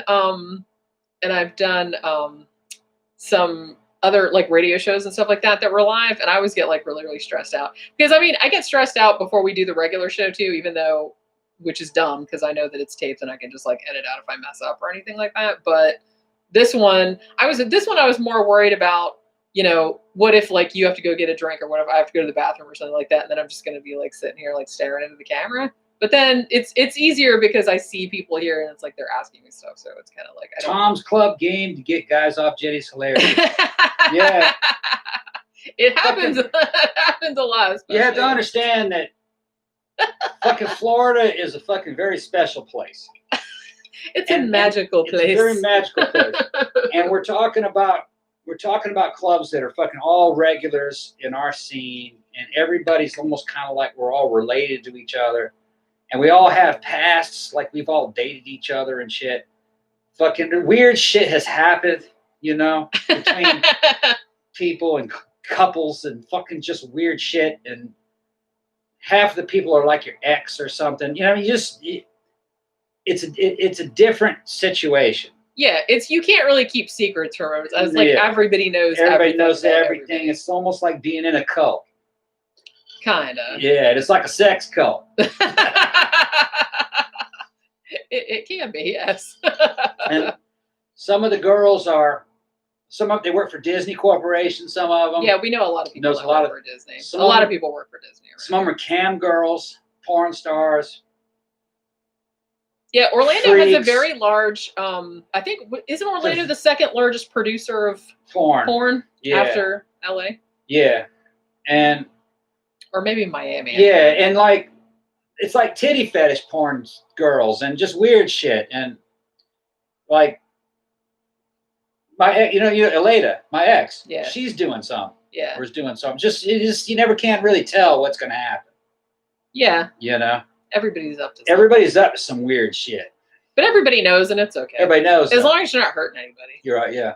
Because I mean, if we do know a couple people that I'm not naming any names or nothing, but we do know some people that have done some really sketchy shit. Like I'm talking about probably like drugging girls and raping them. Yeah. Those dudes, they're kind of banned. And even though they still come out nobody fucks with them. Shunned them afterward, which is as it should be. I mean, they can't really kick them out of the bars because they didn't do anything in the bars. Yeah, and then like weird shit appears like. Some of the most uptight, straightest fucking girl that you would think fucking just peaches and flowers and shit. She's hooking. You find out she's hooking. Remember her? Yeah. That was some weird shit.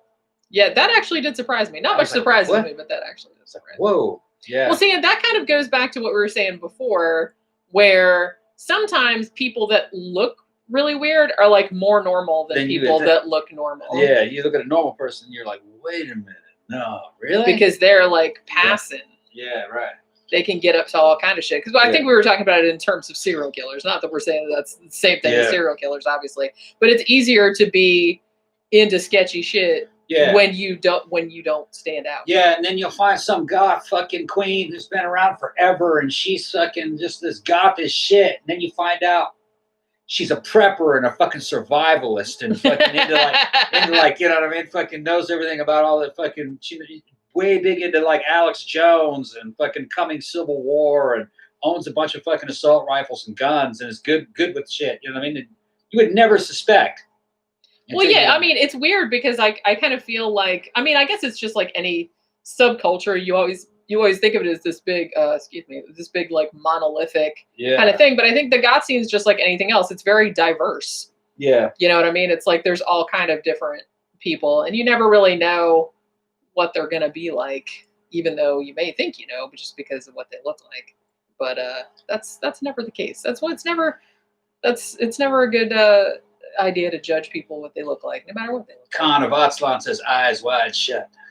We still haven't got that. Like, well, you found out. Well, we thought we ordered it, and we were like, "Why is it taking so long?" And then we found out it was coming from Poland. It was coming from Poland. Yeah, the copy I ordered, I got it for a good price. It's coming from Poland. It's from Blu-ray. Yeah. That's a good movie. It's like I said, it's not my favorite Stanley Kubrick. I'm gonna go back and analyze that shit because Kubrick was warning us. His daughter said she knew about sex cults in the very rich upper class. He must have been talking about Child Island Man. The man that owned Child Island Man. I'm going to make a song for it called Child Island Man. That sounds like, for some reason, that sounds like a They Might Be Giant song. That's part of it. I can understand a song, Jim. Uh-oh, here it goes. When a man can own a whole island, it gives him the ability to evade law enforcement. That's probably your fantasy, wasn't it, Dennis? Well, I'd love to have owned an island. Mm-hmm. Yeah. There are a lot of rich people like me. You can put all the barns on it that you want. A lot of rich people like me. I mean, Jet. I mean, you think you see me as an unusual character? No, I'm very normal.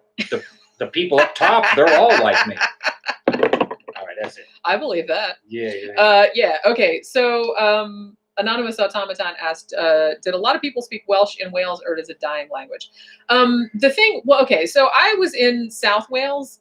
And from what I could determine, not a lot of people spoke it like in the streets or like as the first language. From what I could determine, I think that it's more prevalent in North Wales that people actually, that's their first language and then they teach language later. However, my ex-husband who was born there, he actually went to school up until he was 11 years old, I think. All of the schooling was in Welsh. Now they do have English language schools, obviously, just like they do in England, but they also have Welsh language schools. So if you want to, you can send your kid to a school that's all the topics were in Welsh. He did have English class too, because he, and he spoke English at home because his parents did not speak Welsh, but he did learn the two languages like simultaneously. And so I do feel like last I heard, and it's been a while since I looked it up, last I heard 200,000 people still spoke it in the world, which is not a lot, but they have been trying to kind of, get it back into schools, teach it back in schools. So some of the, some of my ex-husband's relatives, like nieces and nephews and stuff like that, they were actually pushing to make everyone bilingual. All the signs are bilingual. You can buy all the books there are bilingual and stuff like that. So they are trying to preserve the language because they don't want it to go away. But I only ever heard one person, and it was an older lady, like speaking Welsh, like just around, you know what I mean? Like I was in Cardiff, I think, and I was in a shop or maybe it was Caerphilly, I can't remember. And she was speaking Welsh to like a person in the shop or something. It was very funny because it was like a Welsh gift shop. And this woman goes up and starts speaking Welsh to the girl behind the counter. And the girl behind the counter didn't speak Welsh. She could only speak English. So she didn't know what the old lady was saying. So I thought that was kind of funny. But as a native language, I think pretty much they all speak English as a native language. But they are trying to preserve the Welsh language by teaching it in school. So everyone's bilingual. All I know about Welsh is from the movie Evil Aliens. I tried to learn it. It's like I still have like all the tapes in the book and stuff like that. I did pretty much okay on it, but the pronunciation is like really, I think I tripped up on it a lot because, they have most of the same letters in the alphabet. They have a couple extra ones, like they have like a double L, like is a letter on its own because it's a different pronunciation than a single L. But because a lot of the letters look the same, but they're pronounced like completely differently than they're pronounced in English. So that really kind of like tripped me up a lot. You know what I mean? And like W is a vowel and it's just like, it's crazy. But it's kind of neat. It's like a neat sounding language. I always thought. You all right over there? Me? Yeah. Yeah. I love the Welsh accent. It almost sounds like they're singing when they talk, which I think is kind of neat. Isn't it time to start the lizard people stuff, though? Yeah, do you want to talk about We've been live streaming for way over an hour, I think. Yeah, it's up there. It's 1 hour and 37 minutes. Damn. That's pretty good, actually. Yeah. I'm surprised I haven't even had to get another drink. And this is a pretty strong drink, you guys. Yeah, I made that a double. Hopefully I'm not. Well, that's probably more than a double. Because when I go to a club, it's like I usually, have 5 or 6 of them before I even start to feel anything. But those are small. But these ones... Yeah. I maybe drank 2 and then I fall asleep. Yeah, so I'm so happy I made it for the live. Being that I'm in Australia, I was worried I would miss it. Currently laying in bed hungover, but I'm here. Yeah, we figured we were going to do it last night, but then we had a couple people say Friday, but most of the people said that they were calling us out, the mannequins too. I know. That's weird though. It's like usually mannequins, that's usually a Friday night thing because usually he does Black Fridays. So it's like Goth and Dark Wave. Yeah. And now I'm kind of bummed because our friend Dimitri was DJing tonight. So, oh well, I only found out about that like an hour or 2 ago. Nobody warned us. And we had already planned to do this anyway. Right. So it's kind of like, I didn't want it. So it's going to be weird because now we're doing the episode for Tuesday, but we're doing it right now and people are seeing it right now. Yeah. And then it's just going to be up. I'll have to put something else up on Tuesday too, like maybe another movie review or something. Just so I don't feel bad about not having something up. I wouldn't worry about it. Just post this. Well, it'll already be posted. Okay. That's what I'm saying. Because I do like to post something every day. But we thought, well, we can't really go live on Tuesday morning because who the fuck's going to watch that? You know what I mean? I don't know. I'm not worried about it. He doesn't know. I'm not worried about it. It's going to be all right. We need to get on David Icke or Icke. I'm gonna say Icke. I don't care if that's right or not. Okay. So David Icke, he's the main proponent of the reptoid or reptilian conspiracy theory.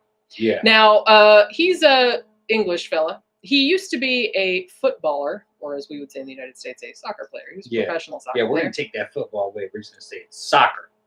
Yeah, even like though what the girls play. Even though we're the only country that calls it that. we're the only. No, there's a reason why we call it soccer. Do you know why? I do, but I don't remember at this point. In the early 1900s, not only in England but in the United States, it was very popular to use acronyms for things, and it actually started off with associationer, football associationer, and became soccer. Yeah. Oh, okay. I get it. So it was association or football association and became soccer. Yeah. All right. Now we had that soccer. All right. Associationer. That's what it meant. Then later a new sport came out. We called it football. Which to me, I don't know. It always seemed dumb to call American football because it's like, yeah, they kick it sometimes, but mostly you're just like running around with it in your hands. They used to kick it more though. Yeah, that's true. Back when it first appeared. Still though. When it first appeared, it was more like rugby. Yeah, I know. Yeah, I know. But then the rules slightly changed. Another thing, this is all NFL bullshit, and the NFL is going to go out of business. People think that American football is American as fuck, and it must go back to the 1776 or so. No, it's a fucking corporate invention. It's not that old. Well, maybe, yeah, a lot of things are. Yeah, maybe 30s. I'm just saying that it makes more sense. 30s, 40s. It makes more sense for, soccer, as we call it, to be called football, because you basically are not allowed to pick it up with your hands. It's all with your feet or your head.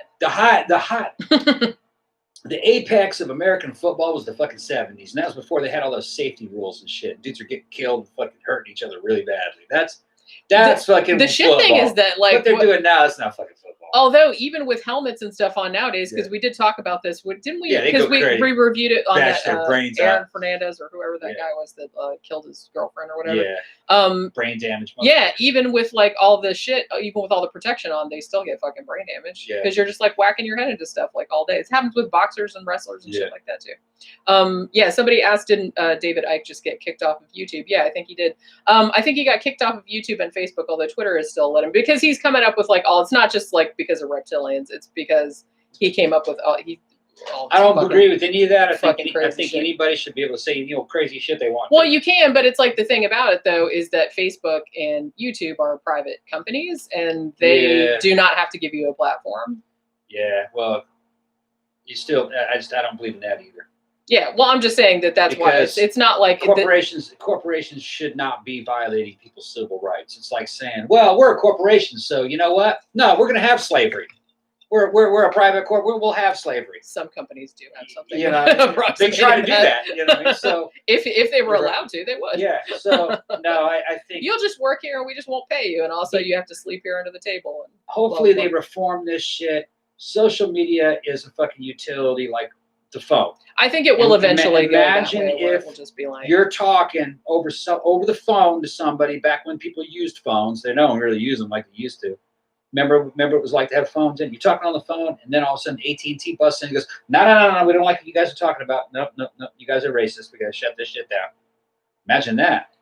Well, like I'm saying, I think eventually it will get to the point where stuff like social media will be like just like a public utility. Yeah. You know what I mean? So, I mean, it hasn't got to that point yet, but it probably will go that way. There's no choice. But yeah, so David Icke started out as a soccer player, footballer, whatever. And he got arthritis or something like that in his knees. He couldn't play anymore. And he also used to be like a little bit into politics. He was in the Green Party in England and Wales until they kicked him out later on because he went batshit crazy. But for some reason, in about 1991, I don't know if he just thought, I'm going to like make my fortune being a famous crazy person, or if something legitimately happened to him, or if he legitimately believes this stuff. I'm not real sure.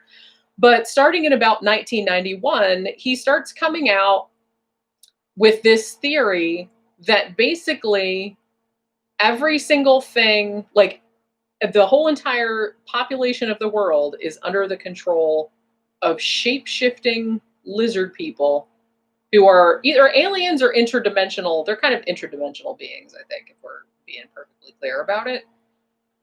So the thing about it is that, and even a stopped clock is right twice a day, yada, yada. Now, he did actually come out and say there were some very high profile, like British, politicians, celebrities and stuff like that, that were involved in, child sexual abuse, One of the people that he says later on that he called out was Jimmy Seville or whatever his name is, which was actually true. So, but that doesn't necessarily, I mean, because he was right about that doesn't mean that everything else that he says doesn't follow that everything else that he says is true too. I'm just saying. So I think he started out with like the whole alternative medicine thing because of his arthritis and all this other kind of shit. And then he kind of got into, with like New Agers and other kind of like, woo peddler type of people. And then he started getting, so like I said, this might have been like a physical injury because he started having these kind of like neurological symptoms. Like he started having like, paralysis. He started having like hallucinations, like auditory hallucinations, things like that. Like he started like thinking there was like a presence around or something like that. So he might have had some kind of, physical, I don't know if it came from like his sports career or if it was like some other thing or something like that. But he was like having all these kind of like shit that happened. So he started thinking that he was developing psychic abilities or that there was like spirits trying to contact him or whatever. Then he hooks up with this psychic. And that's kind of when the crazy started to like escalate. And at one point, like the Green Party like kicked him out because they were like, look, man, you're just losing it and we can't have you around anymore. So he got kicked out, and then later they formally banned him because they're like, yeah, we just don't want you around anymore. So you think this is a mental illness? You don't think this is something he's made up? I'm not really sure. I mean, it could be that he just made it up. I think he's making it up. I think it's a show. I mean, because obviously, if you know what you're doing, there is a lot of money to be made. Yeah. From coming up with this kind of crap. It's basically because the way I saw it, because I've listened to him, okay, it's fucking ridiculous. Yeah. It's just fucking ridiculous. But I thought it was entertainment. I thought what he was doing was kind of like, like found footage. Yeah. That's how I was taking it. You know what I mean? Like, I didn't really think he was serious. I thought it was an entertainment act. It's possible. It could be either thing. That's how I was reading it. I mean, it's... Because, like, imagine you got movies that are a found footage movie, right? Just get rid of the fucking movie. Go to a seminar. You know what I mean? Where a dude tells you this big, long fucking story, and it's kind of multimedia. It's immersive. And then you can kind of get lost in this story about all the evil people controlling the world are actually another species, a reptilian species. That's straight out of V. Yeah, and that was mentioned in a lot of the stuff, because that's the first thing I thought of when I heard that. I'm like, did you watch V and think that was a documentary or what? I don't know if you guys know what V was. It was back in the 80s when I was a kid. They came out with a mini-series called V. It's kind of like Independence Day and Battlestar Galactica combined. It was fucking cheesy as shit. Some aliens came to Earth and introduced themselves, and they said they were going to help us. It's kind of like How to Serve Man, that old fucking Twilight Zone movie. Turns out over time, you find out that they're not people. The skin is artificial. Underneath all that, they're lizards. Yeah, that blew my mind, like when they first pulled the skin off. And they're slowly taking over from within, At the time, I didn't really know. I just thought it was a cool little series. I don't remember a whole lot about it. I don't either. But looking back on it now, it was a euphemism for fucking communism and communist fucking infiltration, because it was during the Cold War. Yeah. Communist infiltration and subversion mixed with shit from the Twilight Zone. That's what I thought. Looking back on it, that's probably what they were talking about. Yeah. But this sounds just like something out of V. And when he was what I thought. When he was talking about it, that's what came to mind, and I just thought it was entertainment. Yeah, I mean, he might just be a bullshitter, because, like I said, it's sad that there is a lot of coin to be made from people who believe this shit is real. Yeah. If you got good enough game and you can come up with the great, and apparently it doesn't matter. You can just come up with the craziest shit ever. There is nothing that you can come up with that is so crazy that some idiot somewhere won't believe it. I'm gonna tell you guys this. I'm drunk, but this shit's fucking totally true. Tom doesn't lie when he's drunk. He tells the truth when he's drunk. The Tom and Jenny show would be big as shit. It would be big as fucking making all kinds of money if we just came out and just said all this shit was true. If it wasn't for the reptilians. Yeah. Well, yeah, that's what I mean. We came out and said all these cases. Oh yeah, the fucking dark. Because it breaks my heart that like you see other videos. Like, I'm not saying like, we do videos. I'm not a debunker necessarily, but I don't believe a lot of this shit. It's entertaining and I like talking about it because it's funny. But it's like, I don't believe reptilians are really anything. But you look at a video that's talking about how these people are totally reptilians, you guys. And it's like they have fucking millions and millions of views. Yeah. And that channel has like hundreds of thousands of subscribers. And I guarantee and it does make you pause. That dude is probably got people sending him money and shit. I'm sure. He's probably making 100,000 a year. I have too much of a conscience to do that. He's probably making 100,000 G's. I'm not a good liar. I wouldn't be able to keep a straight face. I just wouldn't be able to. I can't lie, and it's like not because I don't believe it, and I would have a really hard time like making a show, making it look like I believed it. You know what I mean? I would just like crack up, and I would ruin the whole thing, and then everybody would. No, what's funny is that okay, check this out. We go to fucking some of these, remember like HorrorCon? Yeah. In HorrorCon, we would be on those panels. Yeah, like Screamfest or whatever it was called. And that shit would go on for fucking 3 or 4 days. We'd probably do 3 or 4 little events a day. We did that twice, right? For 2 years. Yeah, I think we did. I think it was 2 years in a row. Each one of those little things we did, we'd be lucky to have like 15, 20 people in the audience listening. It was very interactive. Yeah. You realize how many people we got on here now? 54. Yeah. Just from our home. Yeah. Just goes to show you that fucking conventions ain't shit. It's a lot cheaper. Well, we didn't pay to go. Well, we didn't pay to go in because we were one of the speakers on. Yeah, we were guests. We weren't the only ones. Like we were on. I was on a bunch of the panels. I was a Women in Horror. I was on like a Twin Peaks one. I was on. Yeah, I sold a lot of books though when I was there. Yeah, he sold like pretty much all my books. He's my sales guy because I'm not good at that. Yeah. I think it's like. I don't like to go up to people and be, hey, buy my shit. Hey, it's awesome and stuff. It's like I'm not really good at that. No, I just get drunk and grab and start talking to them. Hey, come here. You need this. And then I just put a book in her hand. You know Jenny? You never met Jenny? Come over and meet Jenny. Take a picture together. Yeah. Okay. He's very good at that. It's like and then I just go, cash your credit card. Yeah. Just fucking go right to me in for the kill. Yeah, I'd sell $300 worth of fucking books a day. Yeah, we sold all the books. Sold and another thing, well, we went to the convention. Like I said, they actually bought our passes because we were on the panels, so we didn't have to pay to go in. We did have to pay for parking, and we had to pay for like all the stock and stuff that we took with us. But we also take tons of booze because they don't really sell booze at the convention. So everyone just kind of brings their own. Like it's sort of on the down low, but not really because everybody knows about it. So we would just bring. We brought this huge bag of like all these tiny little these little air. I grabbed that woman. I grabbed that woman, that actress from They Live. What was her name? Oh yeah, the one with the weird eyes. Weird eyes. Well, shit. Now I'm getting drunk too, and now I can't remember what her name is. Who was the woman from They Live and the Hellraiser one with the eyes? She wasn't in Hellraiser. She wasn't in Hellraiser. No, that was a different one. What was she? She was in. She was in He-Man. Yeah, Anonymous Autonomous says Dan Bell is a reptilian shapeshifter. Yeah, and Sarah is his CIA handler. I forgot that woman's name. I can't remember. I'll remember it probably like 10 minutes from now. She was in He-Man. She was in. I don't think I saw He-Man. Fuck.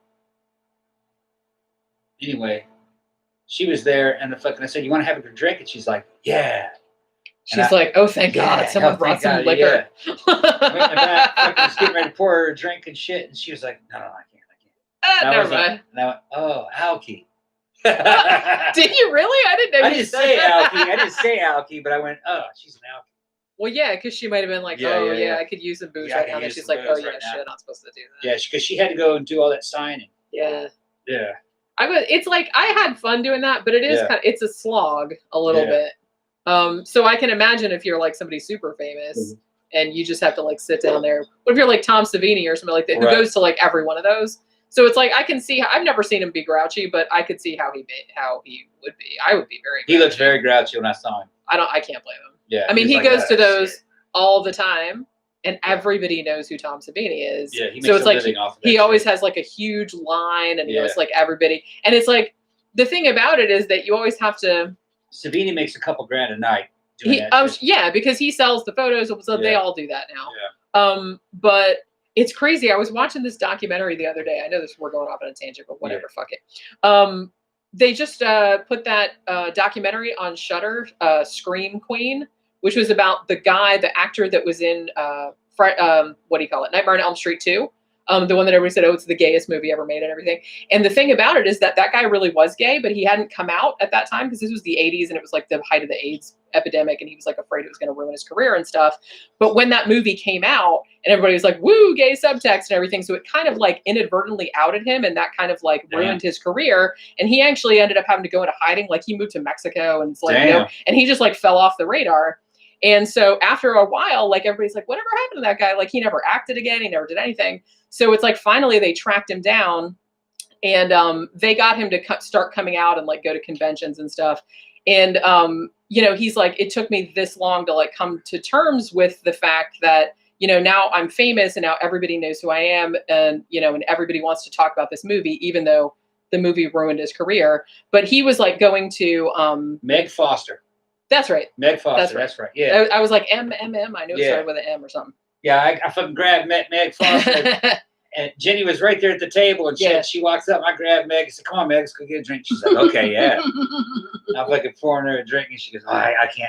I gotta just. We had so much fucking. Meg Foster, that's right. And we had to. They made us the moderators of.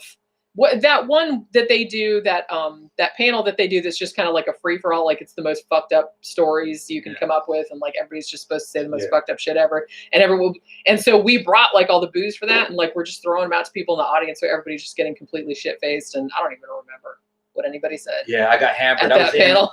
I was emceeing that. You did. I was telling the story about the fucking bus crash in Egypt. Which he's told on this before, but that was like. Everybody was like kind of wasted. I was pretty wasted, but I remember the room being just like so quiet. You could like hear a fucking pin drop. Yeah, they didn't ask us back. I think it wasn't after that, but after the other one. For some reason, I think I rubbed some of them the wrong way.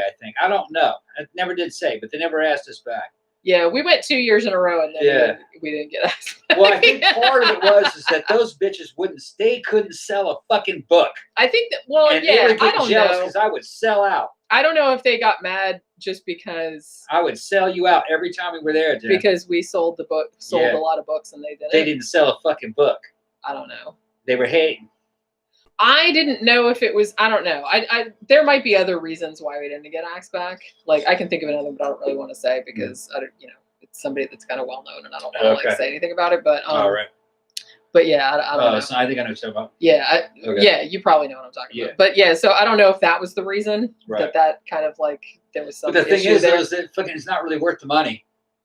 Well, yeah, when you think about, like I said, if we go again, I would rather just go as a guest. Yeah. Because to be honest, it's cool to go and it's cool to like meet. Because I did like run into some people that listened to the podcast that came to one of my things and like watched me talk, and some people knew who I was and stuff. But it's like. I feel like most of the time I was either like sitting at the table selling books or I was like on one of the panels, and I hate like talking in front of people. It like makes me really nervous.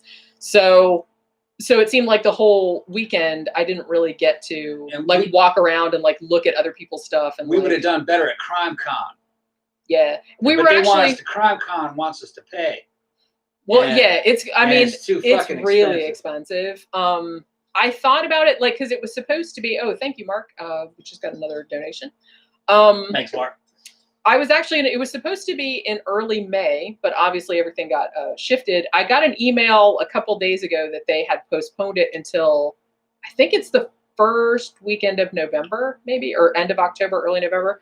And I kind of wanted to do it because I have so many, like, I have my, true crime trilogy and everything like that. But it's really, really expensive.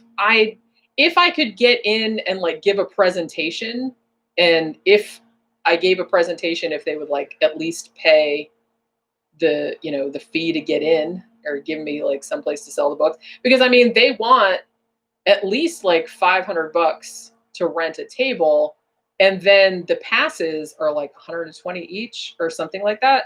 So I'm already almost up to $1,000, like before Well, and it would be up to $1,000 because I'd have to order like a stock of books to sell. So I don't know. I don't know if that would be worth it. I'd be selling my ass off, man. I'd have to fucking I'd have to shake that crowd down constantly to make a. I mean, I feel like true crime would be good because I mean, you know, nonfiction. If we talked about this, oh, thank you very much, Anna Lee. Gotta look at the money. Yeah. Well, I'm glad that it's big and like yes, different indeed. Colors, so I could see. Yeah. Thank you very much, everybody. But yeah, so I feel like maybe true crime nonfiction in general is an easier sell than fiction because when you write fiction, as good as it is, people don't buy it. People tend to buy shit from like authors they know. It's like everybody knows Stephen King, Clive Barker, and shit like that. Like if you're into horror, because that's what I write. If they don't know who you are, people are more reluctant to like buy something from you because I'm like, what if this sucks? And it's like, you know, it's $15 or however much it is, right? And they don't want to buy some. But if something is about a subject that you're interested in, like true crime or something like that, then it doesn't really, or paranormal, that it doesn't matter who wrote it. It just matters that you're interested in the subject matter. Yeah, you're not selling the author, you're selling the subject. Right. So that is much easier because fiction, I feel like you have to be kind of like a personality and everybody has to kind of know who you are before they'll buy your fiction. And really, this is something I kind of conceived of because I have a background in sales. Yeah. And I looked at the problem and it was, Jenny was writing fiction when I met her, and I was just like, I said, that's a fucking risky from the point of view of the customer.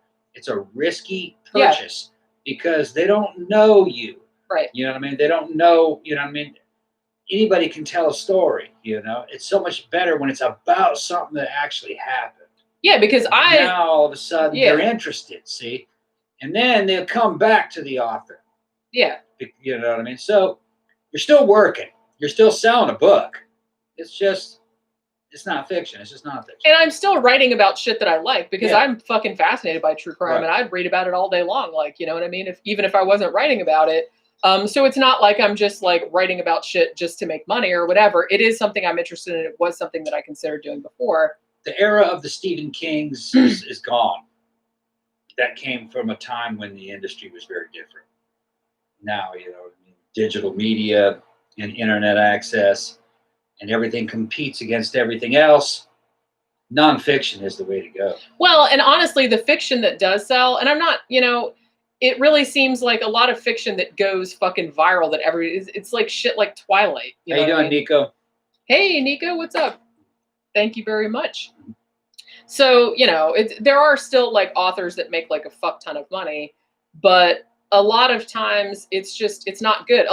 And I feel like this is probably like going back a few years, but a lot of it was like young adults. That's why there's like so much, especially after like the Harry Potter series came out, there was like a huge explosion in like young adult books. And pretty much if you wrote like a fantasy series, like with young adults and it like geared toward that age group, you could pretty much like write your own ticket because like people were looking for the next Harry Potter, you know what I mean? So there was a ton of shit that came out in the wake of that like made shit tons of money. And same thing with like fucking, you know, like I said, Twilight, 50 Shades of Grey, like all that kind of crap, which is terribly written, but I guess it doesn't matter if, you know, I'm not going to go there about that, but everybody knows how shitty that is. I couldn't even get through the whole book. It's like, I read like a page and I was like, yeah, okay, whatever.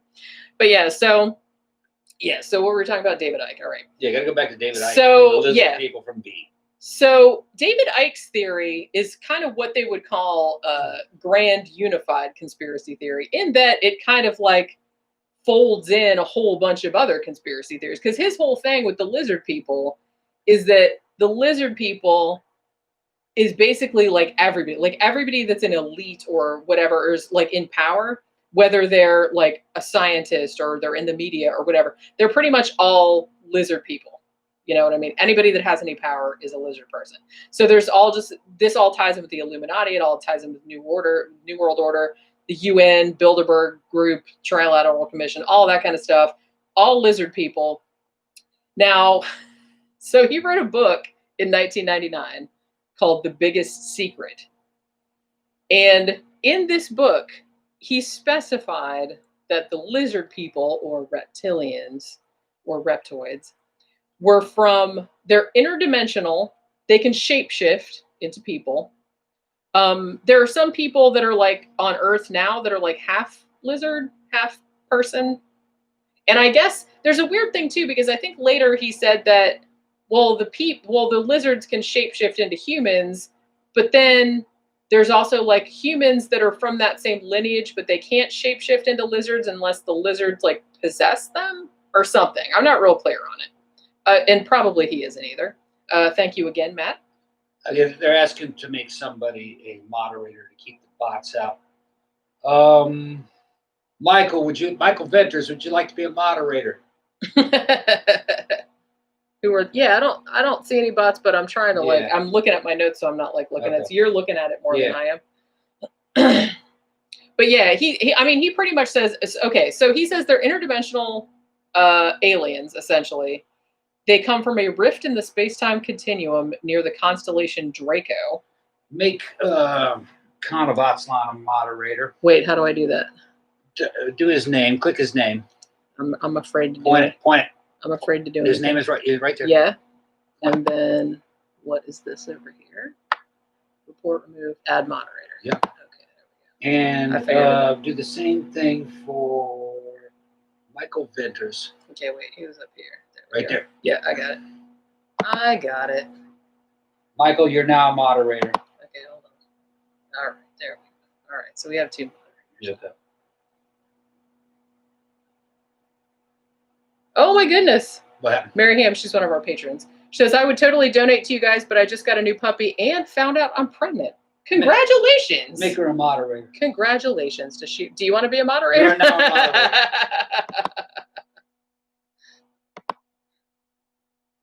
Congratulations on the pregnancy and Many people are saying that David Icke actually, because of his ex-wife, said he actually does believe his theories and that he's super paranoid.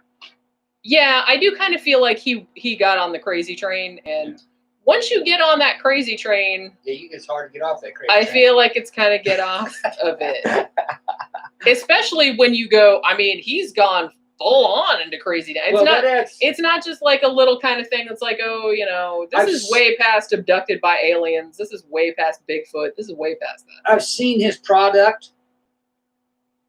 I didn't think he was serious. But now that people are saying that, oh, no, he believes this shit, that motherfucker is batshit crazy. You'd have to be fucking batshit crazy to believe that. That's V. That's what I mean. That's V. I think that's where, like, he maybe saw V and forgot that he saw it, and then thought that it was like... Another one mentioned that he had a book called fucking The Reptilians and the Jews. So there was something about... The Reptilians and the Jews are intersecting. He is very, okay. So he has been dogged, rightfully so. Thank you very much, Nile. Damn. Oh, signing off. You got... Oh, bye. Okay, well, the show will be put up in a couple days so you can watch the rest of it. Yeah, I'm just going to put it up like either immediately or like tomorrow morning or something like that. It should just go right up.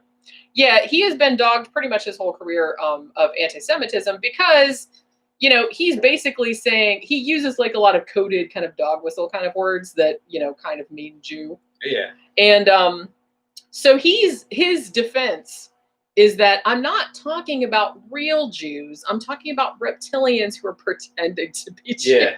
So that's like how he like fucking... Okay. This guy's fucking insane.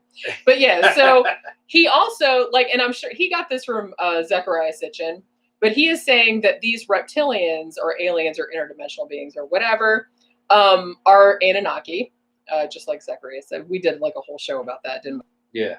And have been interbreeding with humans, throughout recorded history. Now, the stupid thing about this, I don't know where he came up with this bullshit, like I said, other than him seeing V and forgetting that it was like a fictional TV show and just thinking that it was a dream or a vision that he had and it was real. But people that actually believe in this shit, because apparently there's flat earthers too, you guys, which, isn't that there's a lot of flat earthers are joking. I hope so. Yeah, because it's easy to prove that the Earth is round. Okay, it's a lot That's more. Just what they want you to think. It's a lot more of a challenge to prove that it's flat. Okay, and I've seen some guys make some videos that prove that it's flat. They're fucking genius. You got to be real smart to prove that the world is flat. So smart that no one's ever done it. Like how do you illustrate the fact that the sun sets and rises? So you have to fucking come up with a new model. Yeah. You know what I mean? To explain. Like, you got to come up with a whole because it's just kind of like people that are like evolution deniers. Yeah. they don't realize that just denying evolution or trying to come up with some little bombardier beetle or whatever the fuck the little stories they come up with, that's not enough. To say that evolution didn't happen, you need to debunk a huge you got to come up with some serious shit of biological sciences, physics, fucking, there's a huge like chunk of science that you have to debunk. If evolution doesn't exist, then how the fuck do you explain the banana? Because the banana didn't come from nature.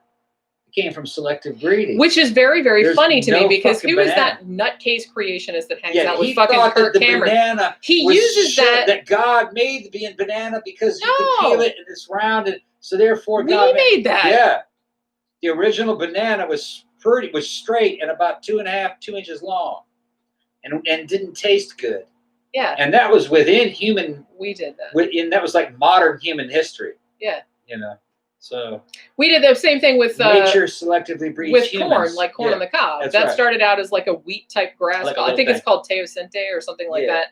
And we bred it to look like that through selective breeding. Yeah, well, we got Cult of Mithras in here, man. The ultimate fucking Mesoamerican fucking jaguar warrior from deep in the heart of fucking Tijuana.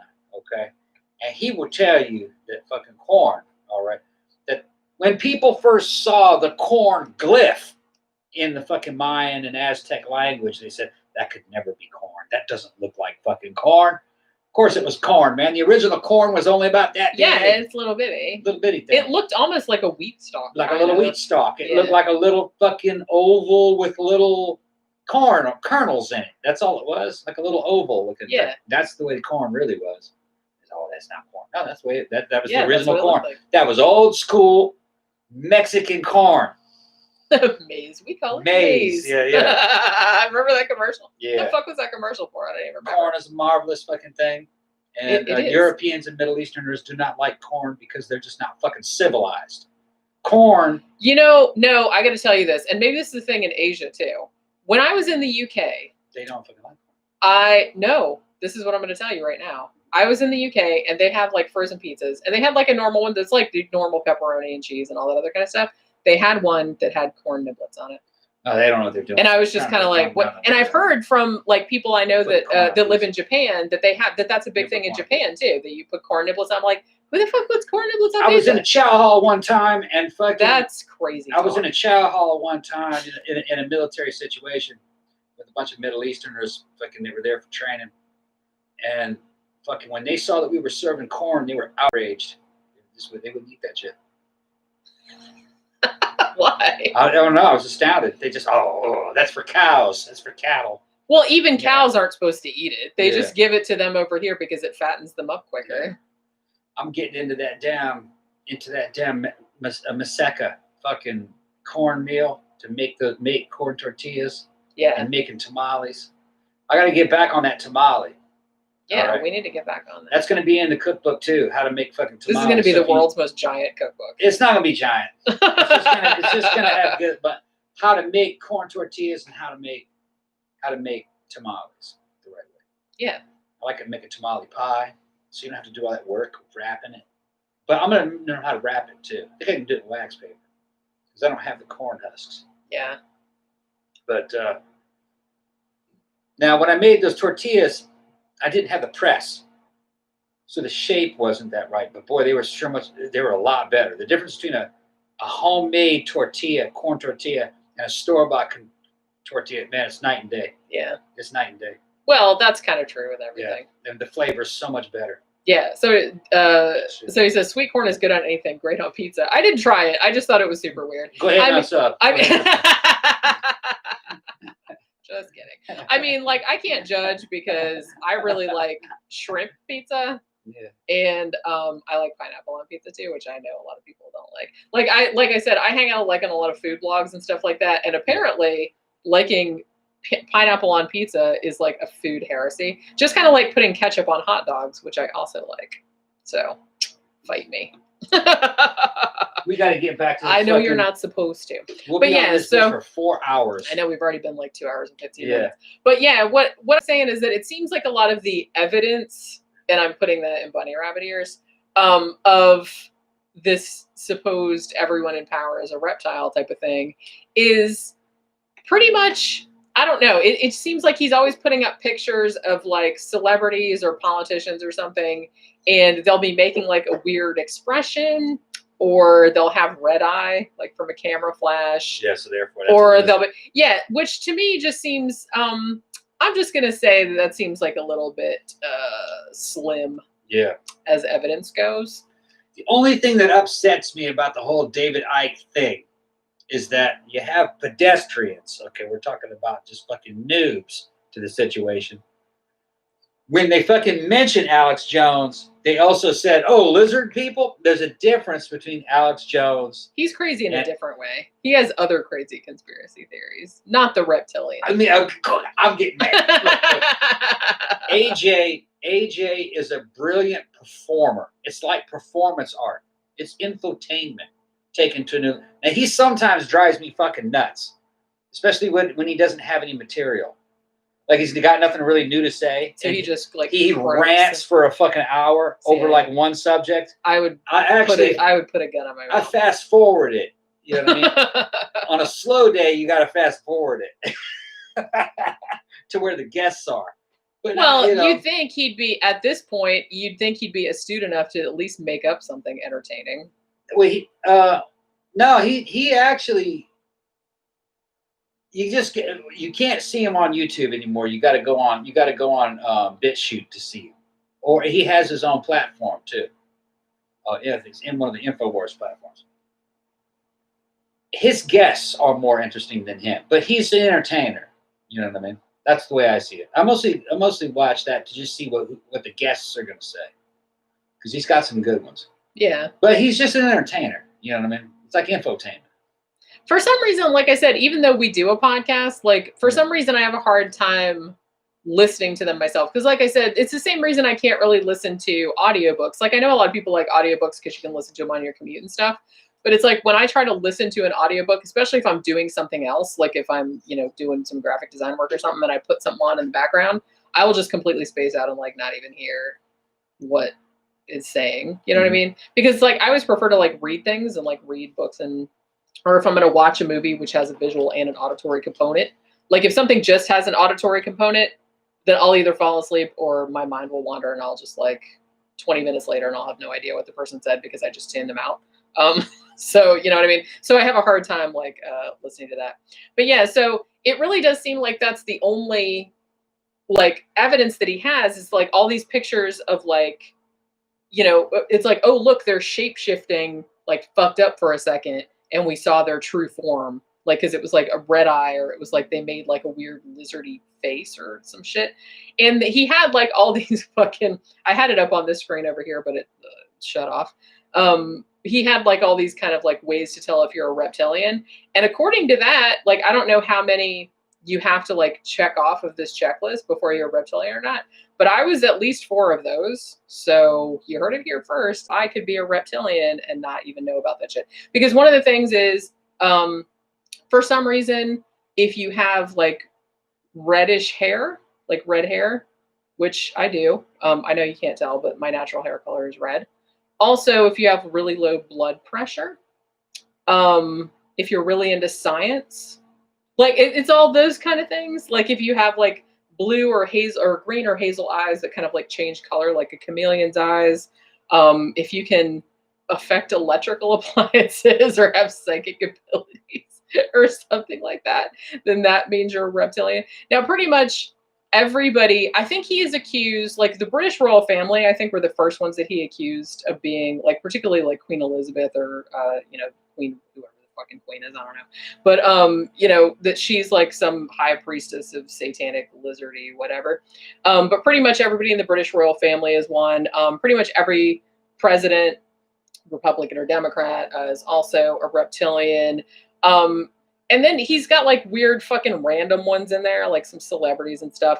And like I said, I think I mentioned this on one of the other shows, but one video that I saw that was pointing out celebrities that are reptilians, they had this fucking footage of Eminem And it was, I can't remember, it was one of those shows on MTV. I can't remember the name of it, but where they like interview people or whatever. And he was like kind of standing, and the two of the other people were talking. And so no one was talking to Eminem at the moment. And so Eminem was just kind of like spacing out or just like staring at the camera and like looking like super high. And so that was the clip that they used like to prove that he was a reptilian, just because he had totally spaced and like all fucked up and everything. So that was kind of like, so the fact that that's kind of like all the proof that they need is these videos have these clips of celebrities making weird expressions, or, you know, and they'll take like witness, because I think they had like a couple people that said that they hung out with the first George H.W. And it's like, oh, his shape shifting like messed up for a second when we saw like the lizard person, and, you know, and all this other kind of stuff. So it's just very, very, you know, slim. Like I said, that's kind of like the only thing that he has like to point to. It's just these like stupid photos. And like I said, he's also gone in for other conspiracy theories too. Like I said, the whole, you know, he's known as being kind of anti-Semitic, even though he denies it. But a lot of the shit that he says. Well, you can't be against the Jews when all those Jews are lizards. That was his defense. Yeah, right. That's his defense. I'm not talking about actual Jews. They're not real Jews. They're lizards. They're lizards pretending to be Jews. It's like, I'm like, fucking serious. Like, come on. That's so fucking weak. It's just, I don't know. He's into like some other, because the number one thing that is, that means that you will believe in conspiracy theories is if you believe in another one. Because people that believe in one conspiracy theory tend to believe in a bunch of other ones. Rational Wiki calls it crank magnetism, because it's like people are attracted to like a whole bunch of conspiracy theories, like in one, like different crank things, like in one. Big UFO cult and David Icke. Yeah. There's the UFO crossover thing. We're going back to the same theme from V. Yeah. Where lizards that come out of a UFO. People in the stream are saying that they're doing the Alex Jones is also Bill Hicks concept. I have heard that also. That he's pulling a that he changed an Andy his identity. Kaufman. But I looked into it. No, it's not. They actually have pictures. I heard that he was Andy Kaufman, but Andy Kaufman's been gone for a long time. I don't know. But, you know, there are Mighty Mouse. Yeah, there are pictures of Bill Hicks and Alex Jones during the same time period, and they look different. Yeah. They do look the same. I can see it. They do look similar, but and I have heard that. But like I said, the first thing I heard was him and Andy Kaufman, like he was a performance artist by. Oh, thank you, Jana Blanaha, or whatever. I can't say it. I'm so drunk now. Did you get drunk?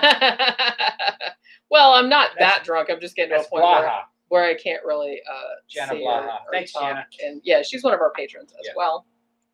So yeah, so not only is he into like all this kind of like alternative medicine bullshit, like David Icke and the Reptilians, he's also into Holocaust denial. That's fun. You know, so all these people that say, oh, he's not anti-Semitic and everything like that. I should note that in 2019, he wrote a book called The Trigger, The Lie That Changed the World, Who Really Did It and Why, which blamed 9/11 on the Jews. Except not really Jews, reptilians. But they're lizard Jews. They're not actual Jews. They're just lizards pretending to be Jews. I guess. It's like, yeah, he's into like he's vaccine denial, AIDS denial, water fluoridation, blah, blah, blah, blah, blah. It's like pretty much every conspiracy you can think of, like every big conspiracy, he's in on that shit. Because like I said, that is very, very common in conspiracy thinking. If you believe one, you tend to believe like a bunch of other ones that are like related. The conspiracy scene is kind of a, what's a good way to put it? A spectrum, okay? There's actual stuff that really did happen that can be historically proven, kind of like the conspiracy stuff, the fucking fake Polish attacks on Germany that were actually there are real conspiracies. There are real there are real ones, that happened. There's things that intelligence agencies did, things that. Oh, thank you, Saul Hernandez. Thank you very much. Thank you very much. Awesome. It ranges from that to things that could have happened, things that do seem to be happening to political groups. going all the way to the fucking damn delusional that there's no way that could have That's happened. what I mean. And that's it's a spectrum. That's what's shitty about it, is that if you feel like, because you can't like just carte blanche say like conspiracy theories, they're all bullshit. Yeah, thank you very much, Matt. You can't like carte blanche say, oh, all conspiracy theories are bullshit, because that is obviously not the case. There are ones that, look at like fucking, it's like Watergate or COINTELPRO, or, the fact that the fucking MK Ultra. Yeah, MK Ultra. Like I said, like the CIA is like, look at the Tuskegee like experiments, all that kind of, the syphilis experiments, all that kind of stuff. This shit does happen. So it sucks that it sucks that it happens, because the fact that happens means that you can go crazier, larger, and people will still kind of believe it because they've already kind of sowed mistrust with these smaller conspiracies. Right. So you can get people to believe in larger ones. It's a process called going down the rabbit hole. Yeah. Sometimes you can go down the goddamn rabbit hole, all right? But you gotta stop yourself. At some point. Conspiracies happen to achieve something tangible. When you're talking about things like alien creatures that are reptiles that come from another planet, they're coming here from UFOs, that's shit that you need to get locked up and thrown into a padded cell if you actually believe that. I mean, that's not what's happening. Yeah. Okay. And that's not benefiting human beings. Well, that's one thing that you have to think about. Right. Like I said, with conspiracy theories that they know actually happened, like like Watergate or something like that. You have to think to yourself, one, this was a fairly small conspiracy. There was only, a relatively small number of people. It was only a secret for a relatively short time. And someone benefited from it, or someone thought they were going to benefit from it at some point. When you get into these bigger world spanning, like, let's say that for the sake of argument, let's say that the whole British royal family, all the presidents, let's say those were lizard people, they're interdimensional, alien beings or whatever. Okay, well then, now what? Like, now what do we do about that? You know what I mean? It's like, who benefits from knowing that? It's like, why are you benefiting from, like, what are we going to do about it now then? Here's another thing that's kind of related to that. All the rich people, the royal families, the Child Island man, okay, they're all getting blood transfusions from pubescent children to keep them young. There is some evidence that there were companies that were doing that. Which, what they do is they just drain blood out of a kid that's going through puberty. They pay the kid down $500 a liter, and they sell that to rich people. They put it into their fucking bloods and I don't know if that's happening, but I could buy that. That's not that crazy. Happening. That's not that. It's not that crazy. It is happening, and it's been happening for a long. They even mentioned it in Death Becomes Her. They did, yeah.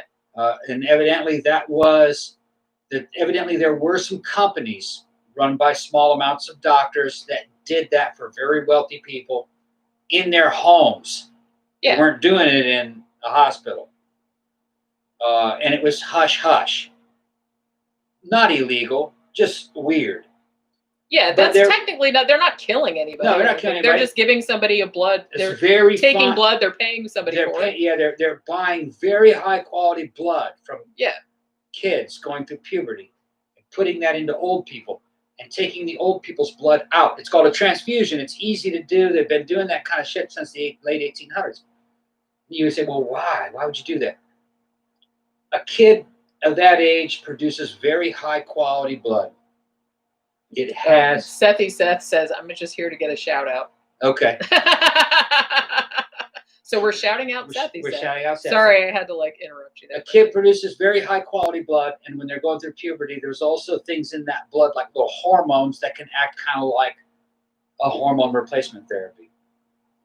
It's maybe, okay, it's plausible that blood will end up inside somebody's bone marrow and might influence a person's bone marrow to produce a little bit better quality blood. We know that rich people live a long fucking time. That might be because, in general, because they get better medical care. They have access to fucking treatments that poor people cannot afford. Yeah. Okay.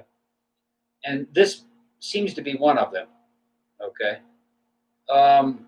Sounds sinister, but very legal. Now, there's another variation of this same story. $10 donation if Tom takes off his shirt. Shit, you fuck. I'm gonna have you fucking stripping back here. He totally did. About $10, bitch. This is a 13 o'clock first. Partial male nudity. Demonetized. I'm just kidding. Now, there's a partial. Oh my God, there's a different version of that story. Another version of that story is that they're taking children and torturing them to extract from their pituitary glands adrenochrome. I don't know if that's true. See, I find harder to believe because that would be harder to cover up. The first time this was mentioned was in that damn. Remember that fucking what was it? Leaving Las Vegas. What was it? Crazy. What was the name of that damn movie?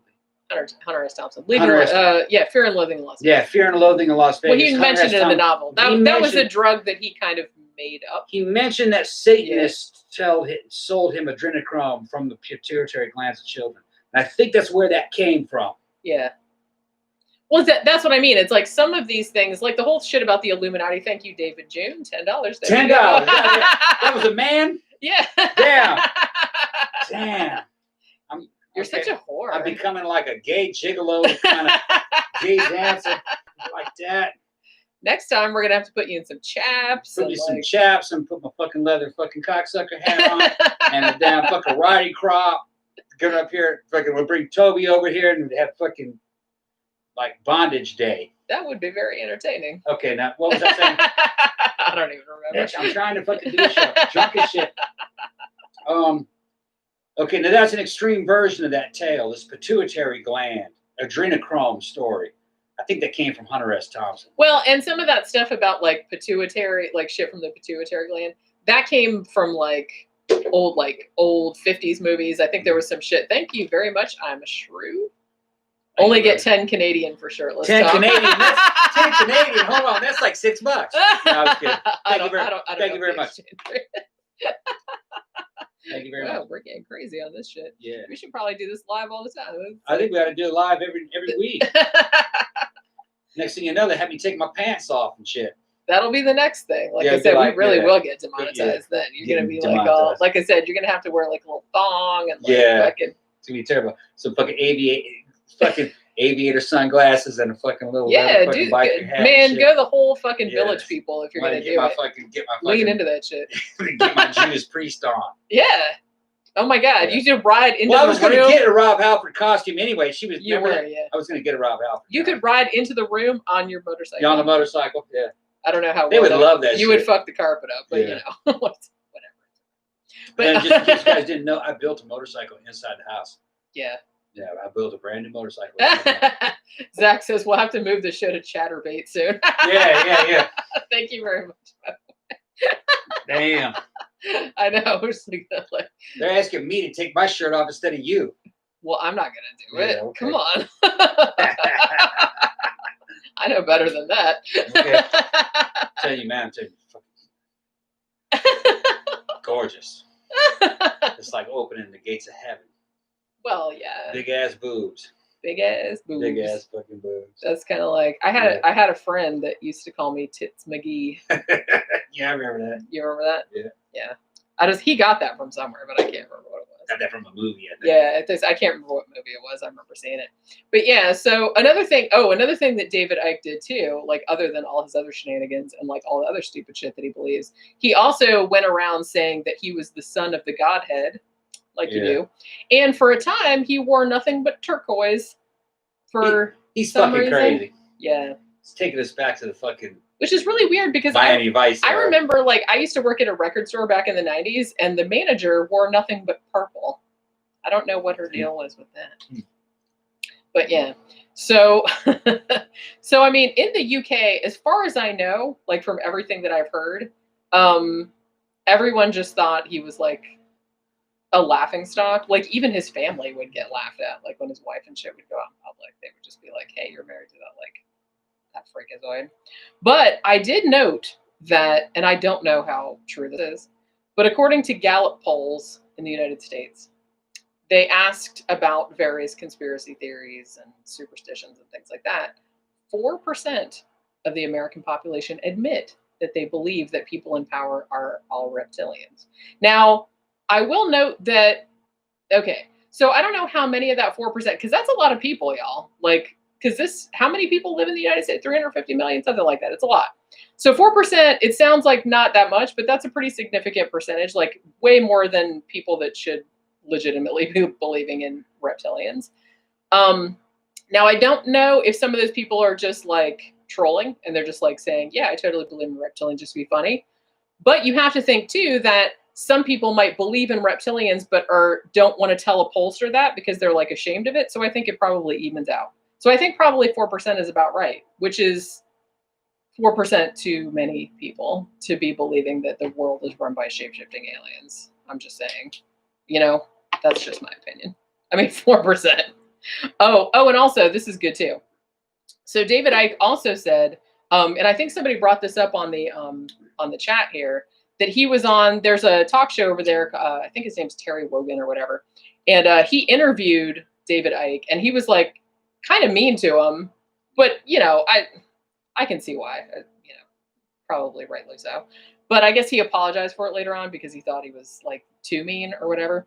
But they had like, the press in the UK is kind of like probably more invasive than they're in the US. They'll like hang out on your front yard and shit like that. So they did that a lot with David Icke. But also, he also said in 2012, when they had the Olympics in London that year, he said that the opening ceremony that they had in London was a satanic ritual that was supposed to harness negative energy, and that the stadium for the Olympics was put in that particular place because it was harnessing the power from the Earth energy grid, and they were tapping into the power from like Glastonbury Tor, which is kind of like supposed to be some big like circle of like psychic power or whatever.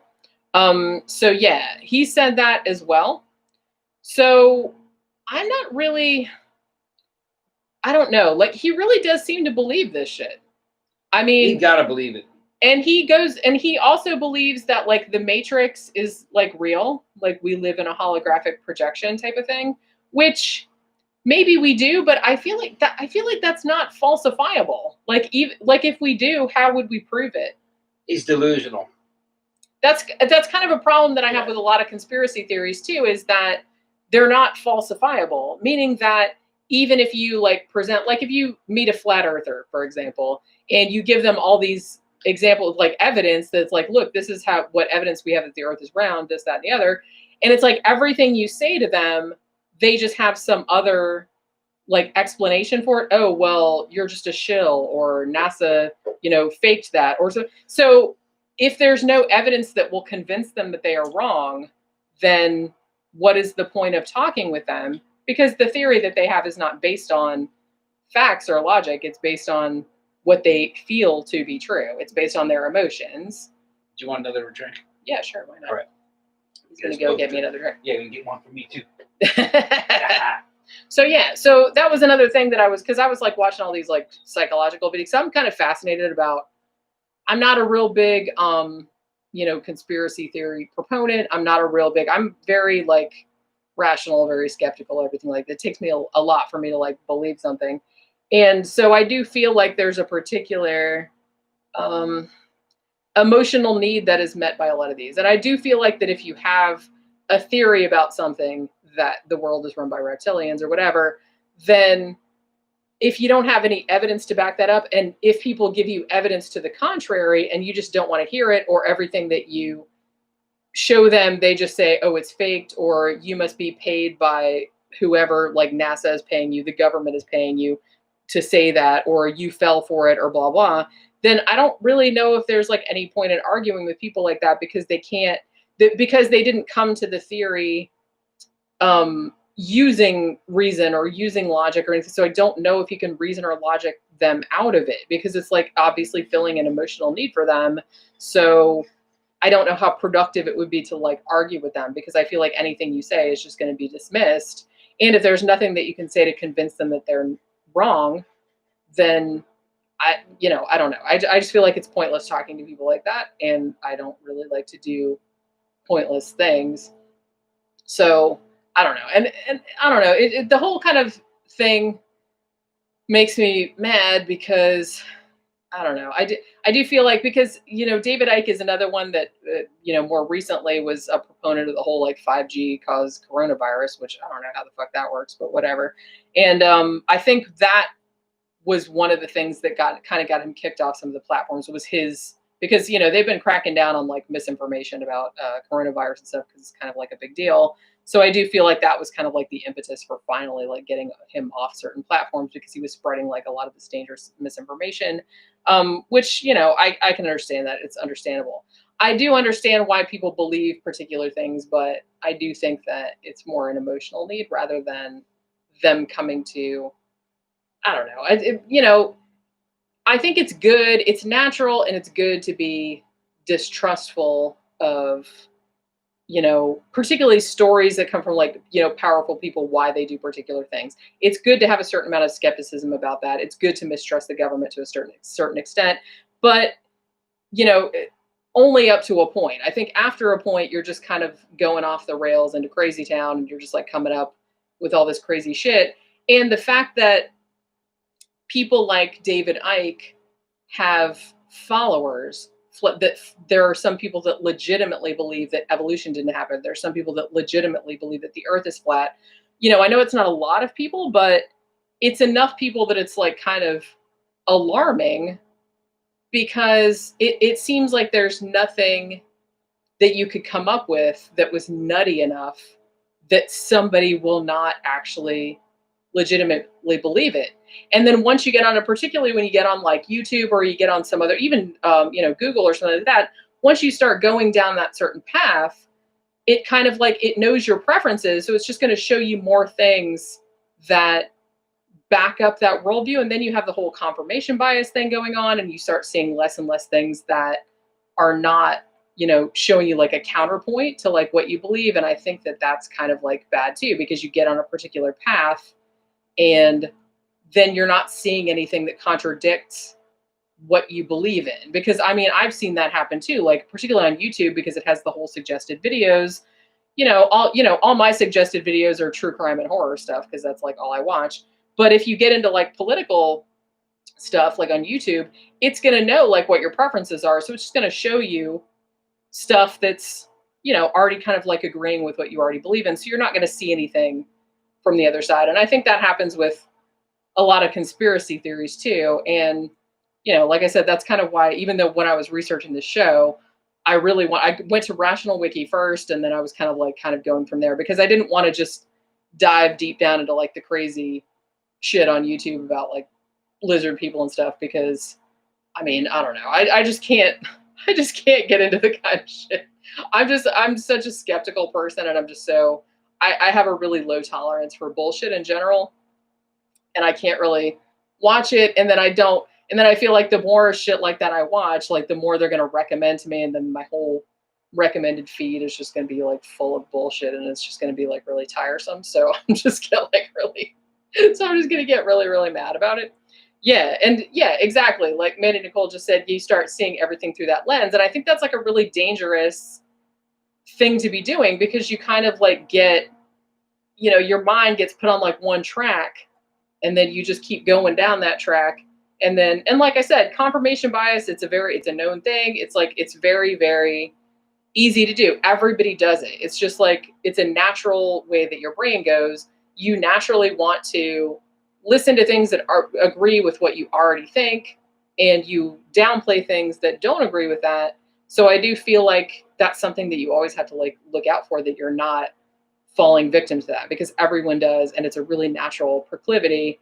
And I think that's like a problem that a lot of conspiracy theorists in particular like fall into, because once you get on that path, it's just going to keep leading you down that same thing. And you're just going to keep watching these videos that say this, that, and the other thing. And the more you watch videos like that, the less you watch videos that are like, you know, hey, maybe that's bullshit or there's no evidence for that or whatever. And you're just going to keep going down that thing. And then you just end up believing like the craziest shit ever. It's like the frog that's in the boiling water. It's like, it's almost like it happens without you being aware of it.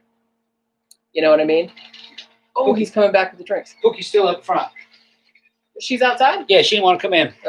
Oh. You need to take a break or anything? I can entertain him. Oh, really? Okay, yeah, I should probably go to the bathroom. Let this woman take a break. See what's going on with everybody. I know, because I've been like... she's been sitting there at that desk for fucking an hour, almost 2 hours, huh? Well, I've been sitting at this desk since like 9 o'clock this morning. That's true. He's working. You know what I'm talking about, during the live stream. Yeah, okay. I'm going to get Frank. All right, I'll be back in a second. Okay. Just read everybody's thing and... Hold on. Let me look. Talk to everybody. You're probably going to hear the toilet flush. Here's the other one. We got so many of them. Shut this off. Okay. All right, everybody. Let's see what's going on here. Go there. Tom 2020. Ayahuasca in the live stream. Isn't that right, Aslan? Mr. Khan.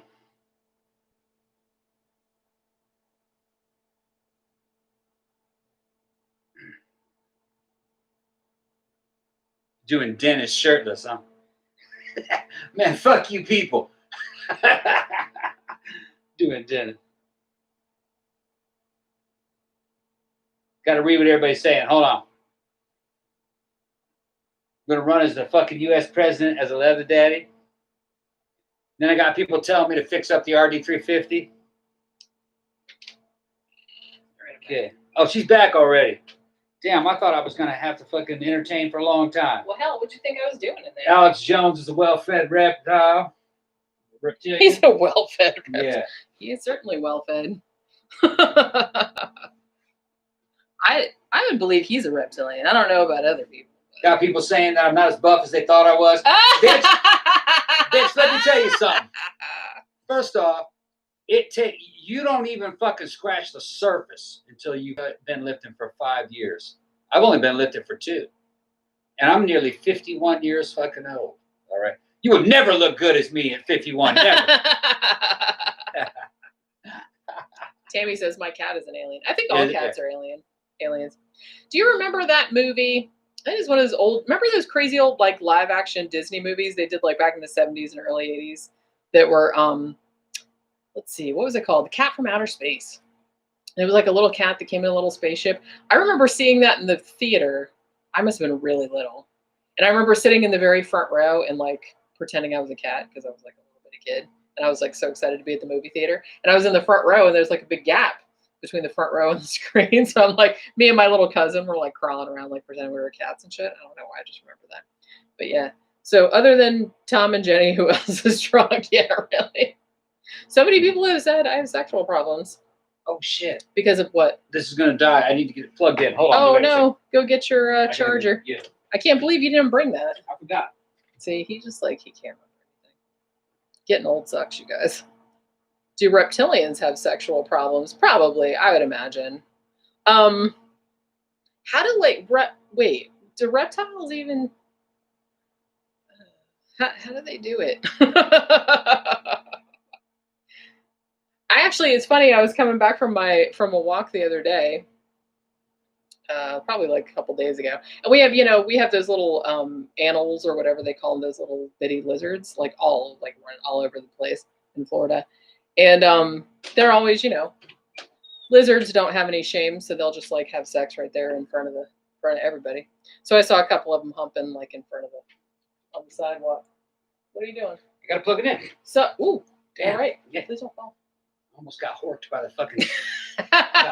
You got butt horked. Butt horked by the fucking chair. What show was Zach's that? out there going, oh, I'd love to see that. What? Never right, Zach. I'd like to see me get horked in the ass by the chair. What show was that? We did a long explanation of what butt horking is. I mean, butt horking was about a fucking video. It's pretty self-explanatory, but it came from a particular. Butt Horkin. It's about a video game called Rastan that we had back in the 80s. We played that shit up at 7-Eleven. It was a Conan ripoff. It was kind of like Ghosts and Goblins. You fucking jump through it. But there was a time where there was one part of the game where you'd fall down these pits, and they had these spikes at the bottom of the pits. Yeah. And it always looked like it hit you in the ass. The spikes. And you'd go, horror! And fucking and die when you hit it.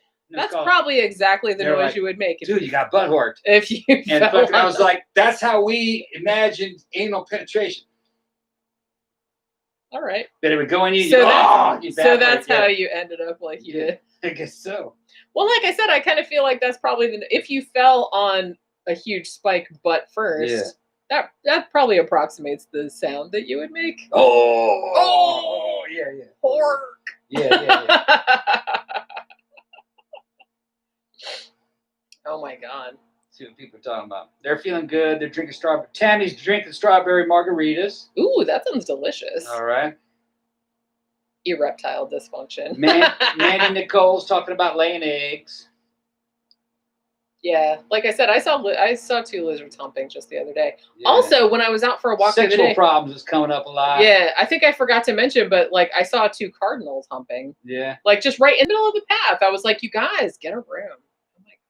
Zach is saying that him and his hot Jewish boyfriend would love to see me getting butt pork. Y'all are making me drunk by osmosis. Oh my God, if we could do that, we'd be in such big trouble. Yeah. I'm gonna let that shit recharge. 8%. Yeah. Rastan. People remember Rastan? Uh-huh. Talking about Rastan? Somebody does. Let's see it. Yeah. Rastan on a Sega Master System. No, actually. ZX Spectrum, he said. Yeah, Rastan came out on home systems later. It actually originally was a fucking. It was an arcade. It was an arcade game. Yeah. It was a console. I remember it. It was fucking good in its day. That was at the same time that. It was around the same time that Gauntlet was out, and Spy Hunter, and Ghosts and Goblins. It was around that time. I kind of remember, like you showed it to me, and it looked pretty familiar. I was playing a lot of arcade games around that time. Yeah. I was like super into like. I don't know. I liked the weird ones like Joust and Burger Time and stuff. Me and fucking another dude we used to call Stud because he couldn't get laid, so we called him Stud. Okay, that's funny. Yeah. And Jason. Me and Jason would go down and play one called Akari Warriors. I remember that one. Akari Warriors was badass. It had a joystick that you could turn 360 degrees and a couple different fire buttons. And it was 2 Rambos.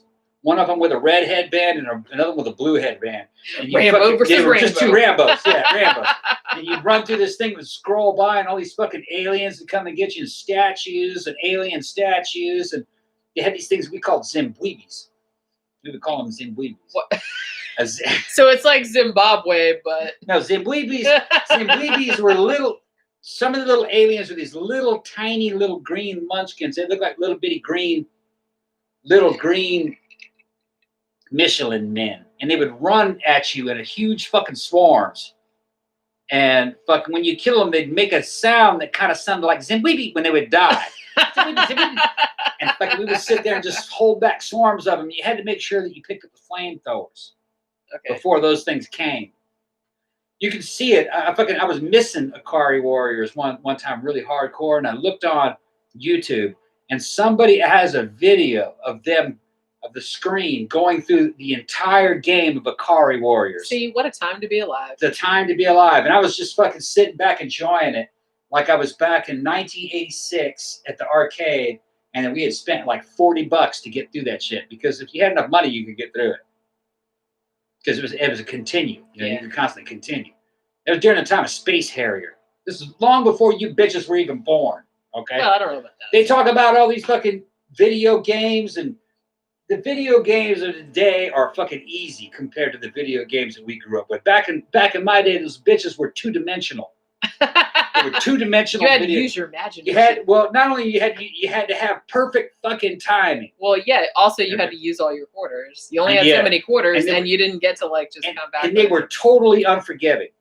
Yeah. Totally unforgiving. That's all I'm gonna say. They were very frustrating. I remember when we first got, like, I was really into arcade games and stuff, but it's like, we got, like, the home consoles, like I said, and I think I mentioned this before, we had, like, the fucking knockoff shit, like, with the Odyssey and, like, the Tandy shit from Radio Shack or whatever. We did actually get a Nintendo later, and then we got a Sega, so we had, like, one or the other. But it's like, I remember, like, I was into some of the games. I liked Castlevania, I liked Zelda, I liked all that stuff. My brother, and Tetris, I loved Tetris, but, so my brother would play them, and he got like super, super into it. Yeah. And it's like when something bad happened or he died or something, he would have like a fucking meltdown, man. He'd be like fucking banging on the floor and throwing the controller, and like all this. I'd be like, dude. They're asking what kind of warriors? It's a Ikari. I'm gonna spell it. Okay. Ikari. Pole position. Oh, I love that. I love pole position. I think it was called Ikari. This is. I'm gonna spell it right now. Put it in the fucking comment section. Ikari warriors. I think that's how. Hold on. It might have been A. I thought it was A-K-R-I, or was it 2 Ks or 1? I can't remember. I think it might be this. Oh, Ikari.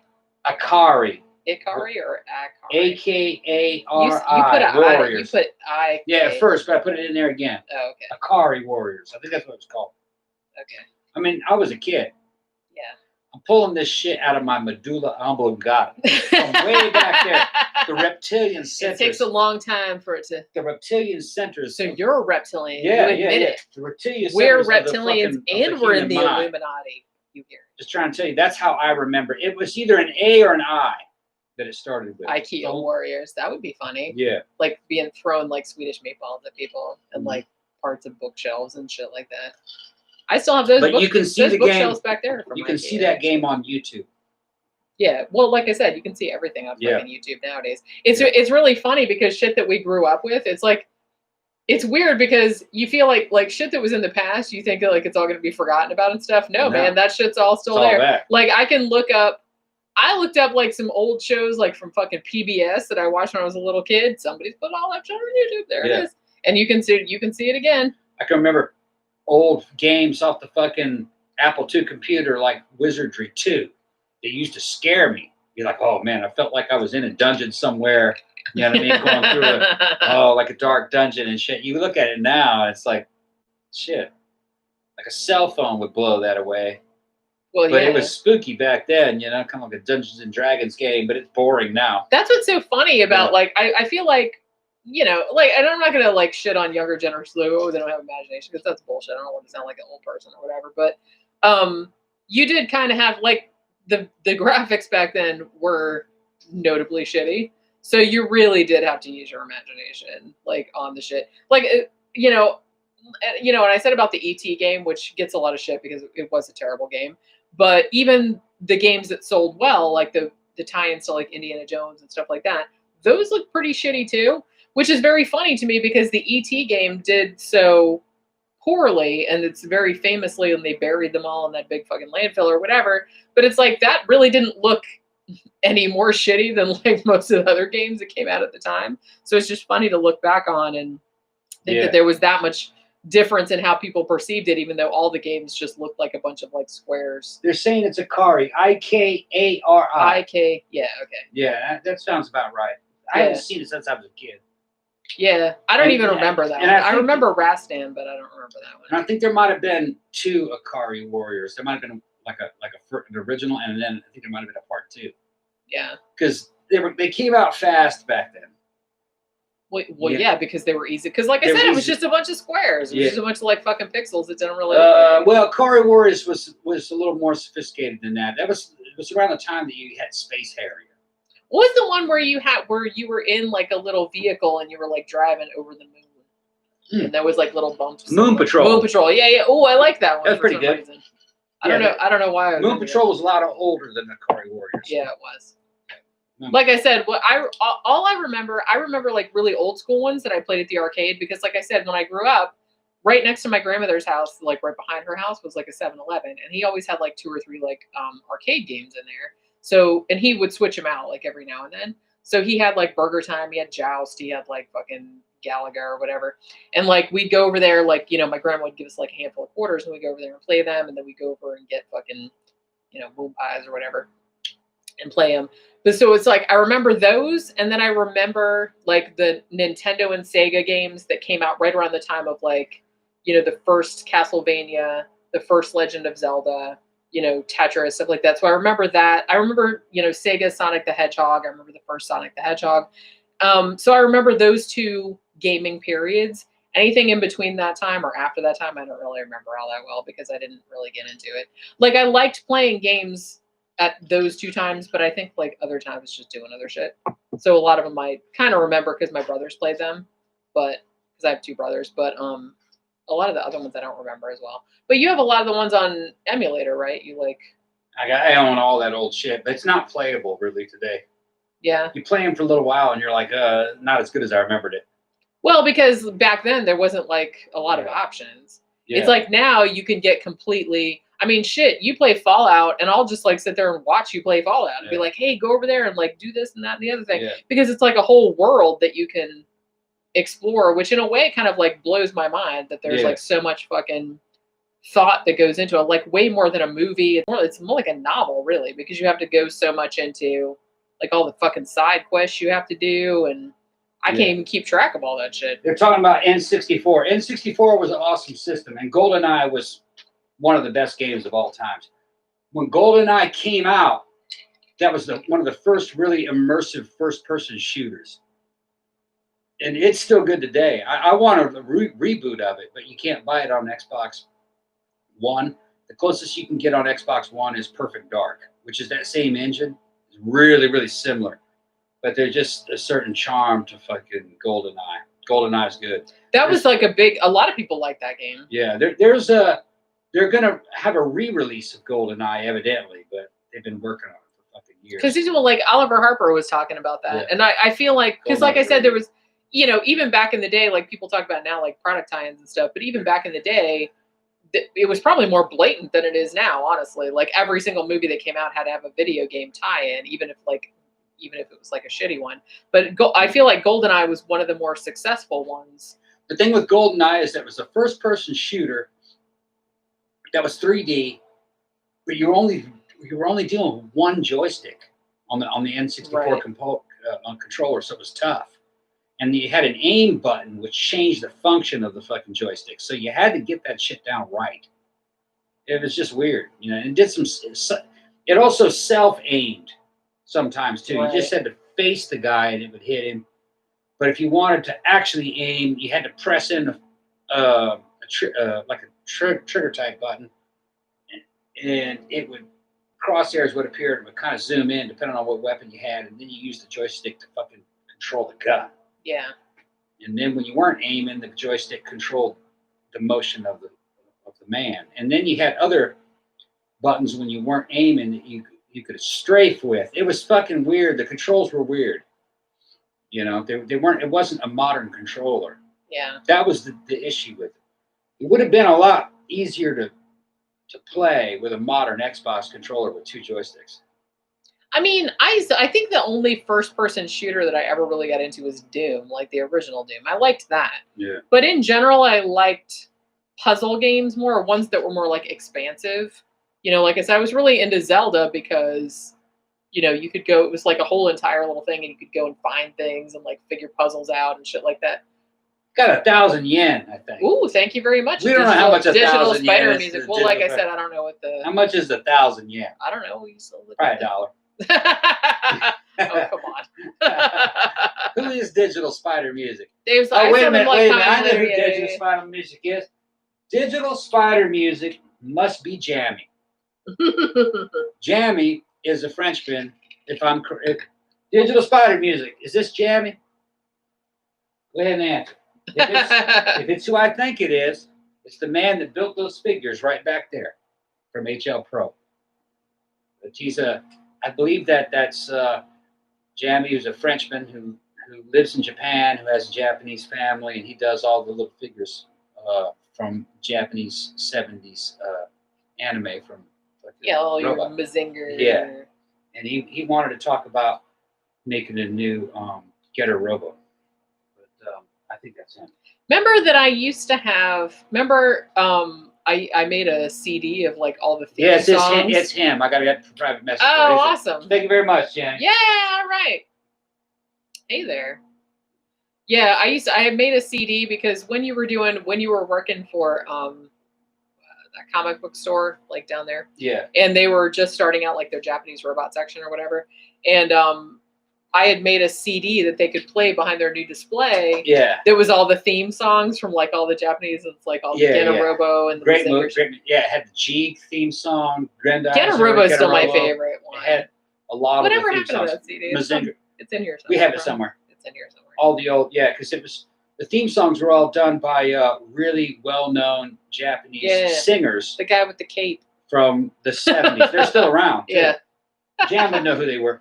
Yeah, I can't remember the guy's name. The guy's name. Excellent songs. Yeah, he's kind of like almost like an Elvis type of dude, and he like always wore like capes and shit like on stage. He had a great fucking voice, but he did a lot of the theme songs for all the different cartoon shows with the robots and stuff. Get a Robot's still my favorite. Yeah. I don't know why. That is. I gotta find that CD, man. Now I want to like. It's around here somewhere again. It's Oliver Reed was drunk elite level. He was. Yeah. Didn't he die? Did he die of liver disease? Oliver Reed. Yeah. Or did he die of something else? He was a very famous, very famously alcoholic. Yeah, I liked Oliver.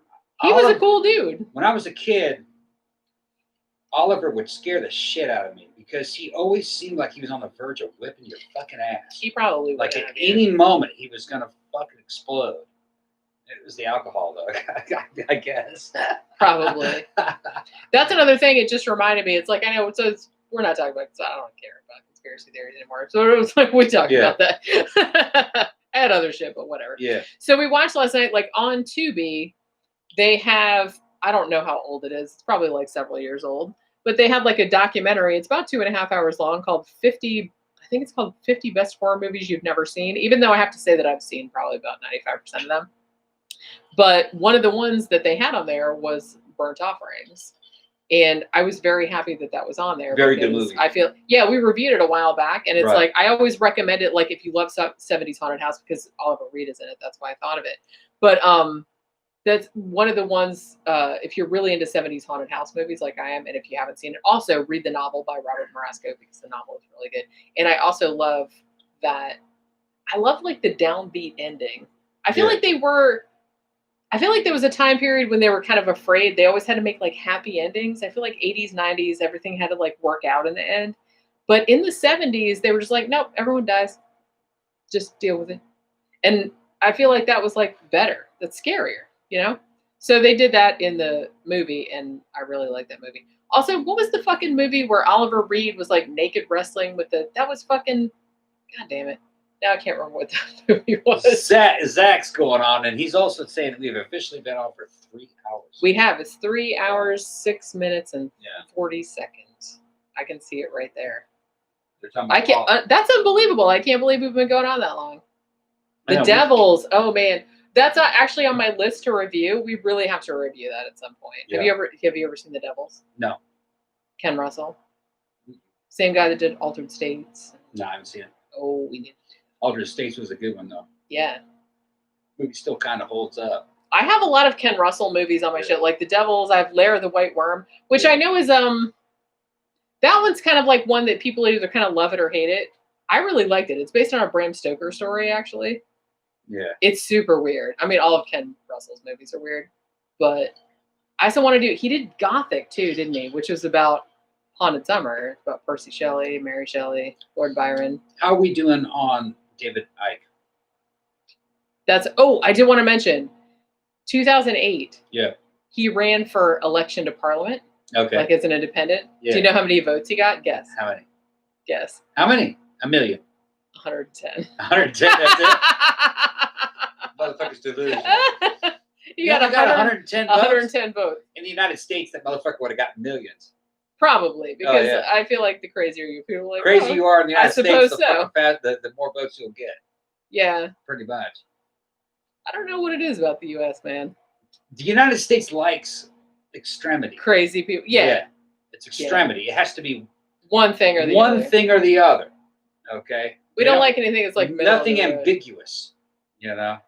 You have to know exactly what it is and what you're getting into. If you're into. terrible, you have to lean into the terribleness, right. and then like a lot of people will be into a lot of foreigners get very confused about it. They don't really understand American culture. You know, I've been all over the world, and Jenny's fucking lived in Europe.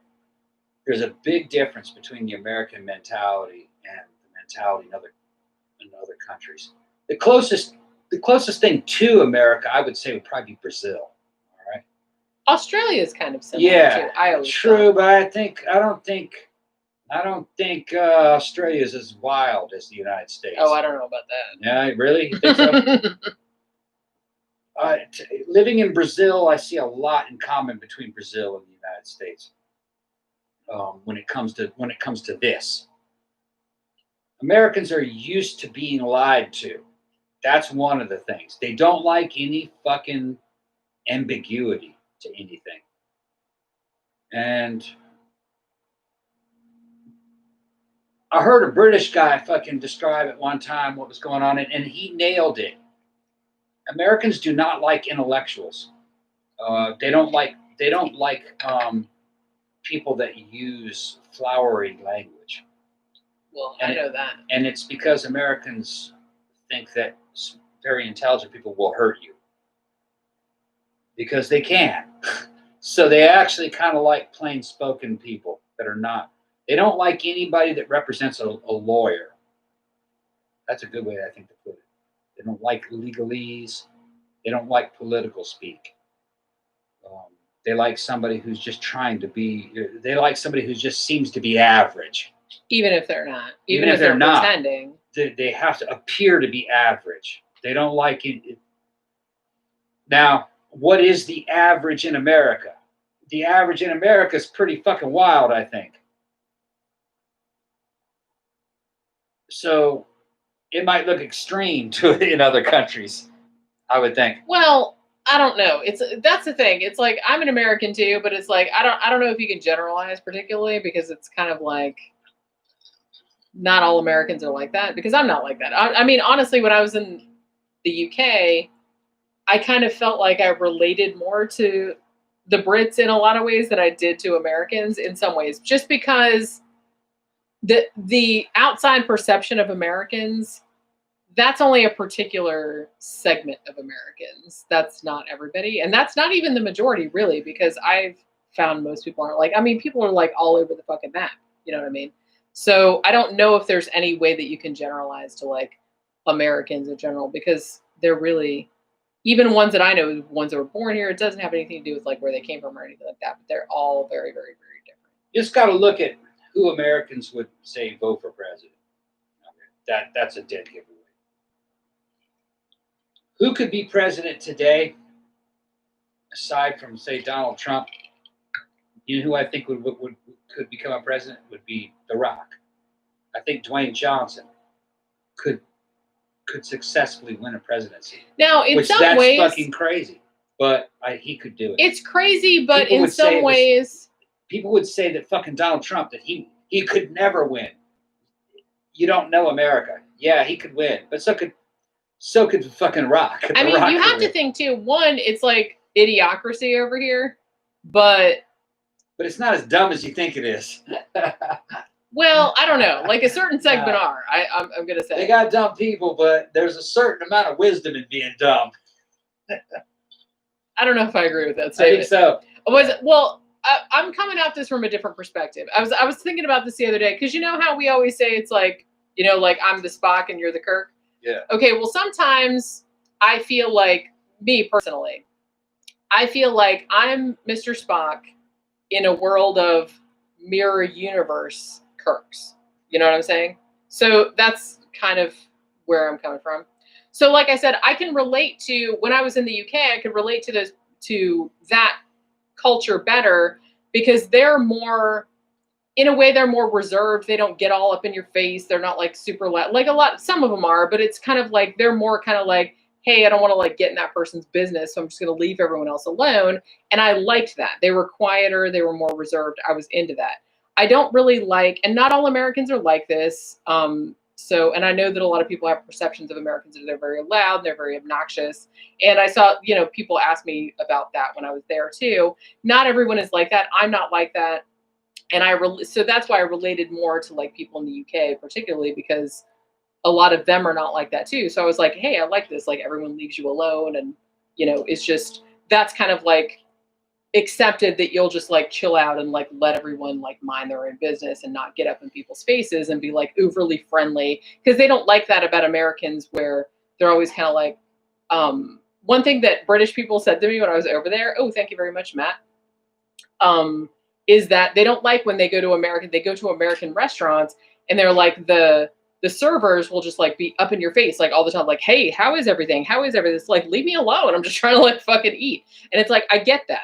You know what I mean? Because I don't like this like fake overly friendly, because that is something that Americans, and it's not so much the people that work there, it's like the corporations kind of make you do that. Because I worked at a record store, and that was something that was very much pushed. It's like every time somebody comes in, you have to like greet, hey, how are you? Because they have to like, you have to like say that, oh, they're seen so they don't steal anything. And like, so you're trying to like you're trying to like be overly like fake friendly. And like a lot of Europeans don't like that. And I don't like that either. So I can understand where they're coming from. But you have to understand too that like America is a fucking massive country. Every state is different.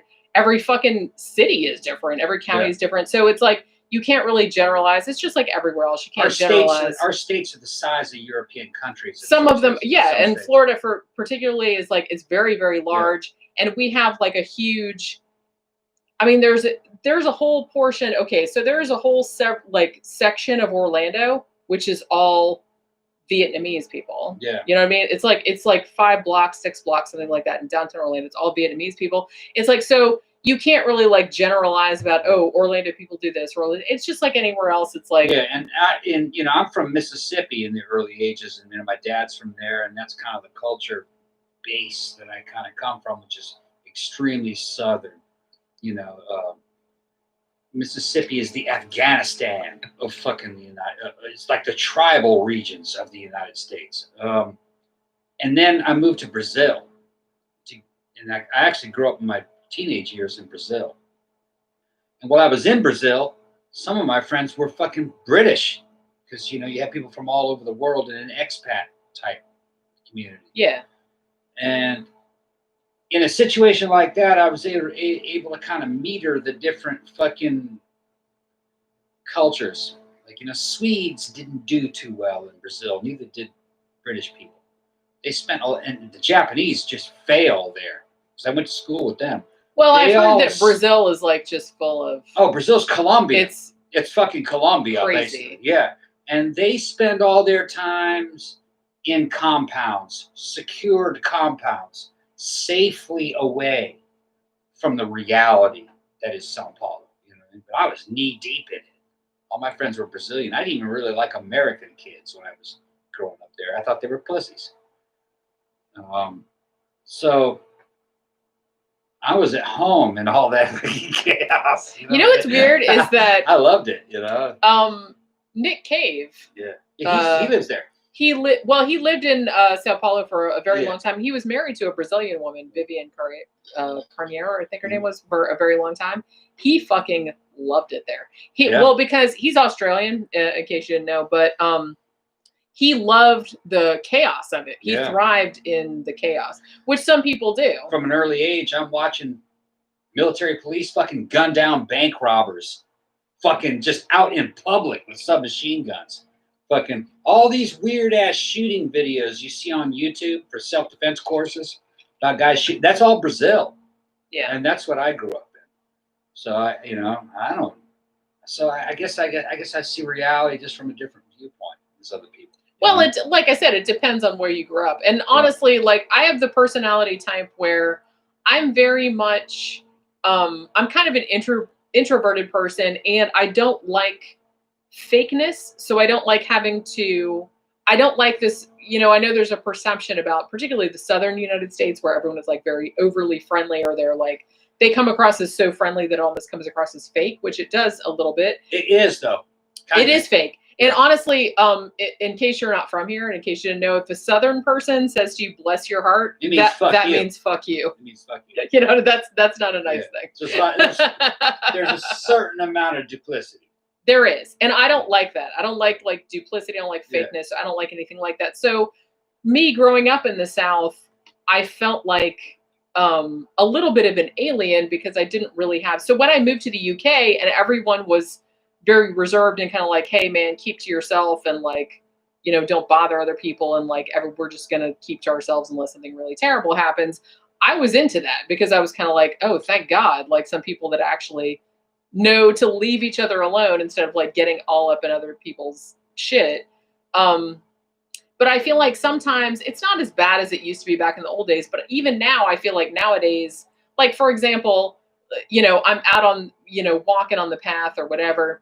And it's like, I'm always like paranoid because I feel like people are walking past, like on the other side of the path, and they'll be like smiling or waving or whatever. And I'm like, do we really have to do this? Like every time a person walks past me, this is really tiresome. I'm really just trying to like walk. I don't know you. I don't really want to like, you know what I mean? But then I feel like if I don't do it, then everyone will think like I'm autistic or something. And it's like that, or I'm being an asshole.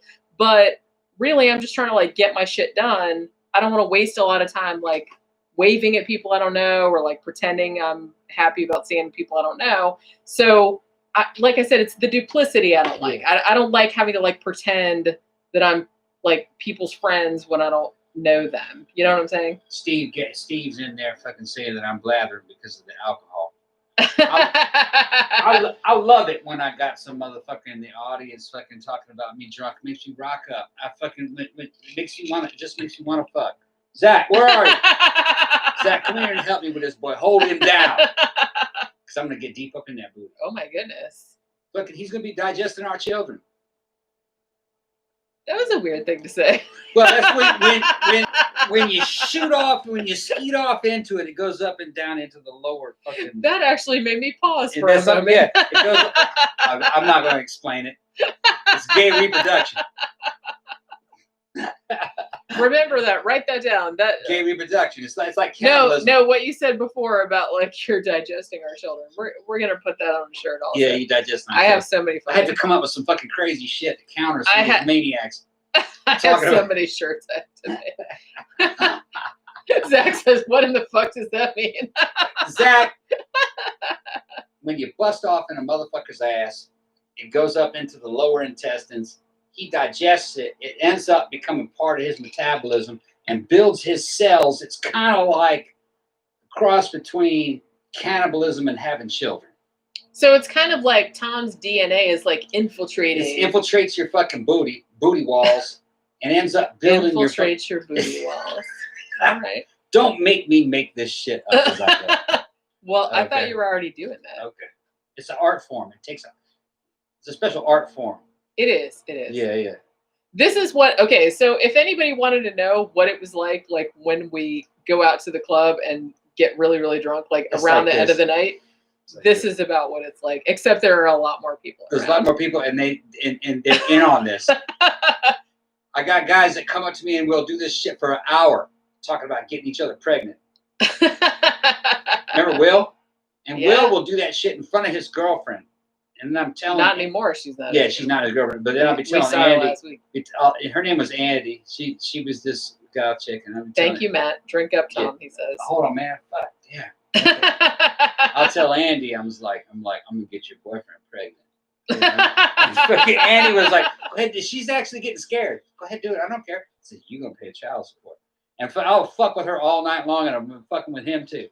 I don't give a shit. She's like, no, I'm not gonna pay for that. Mm-hmm. I would, you know what, that would be, I wish that men could get pregnant. That would be hilarious to me.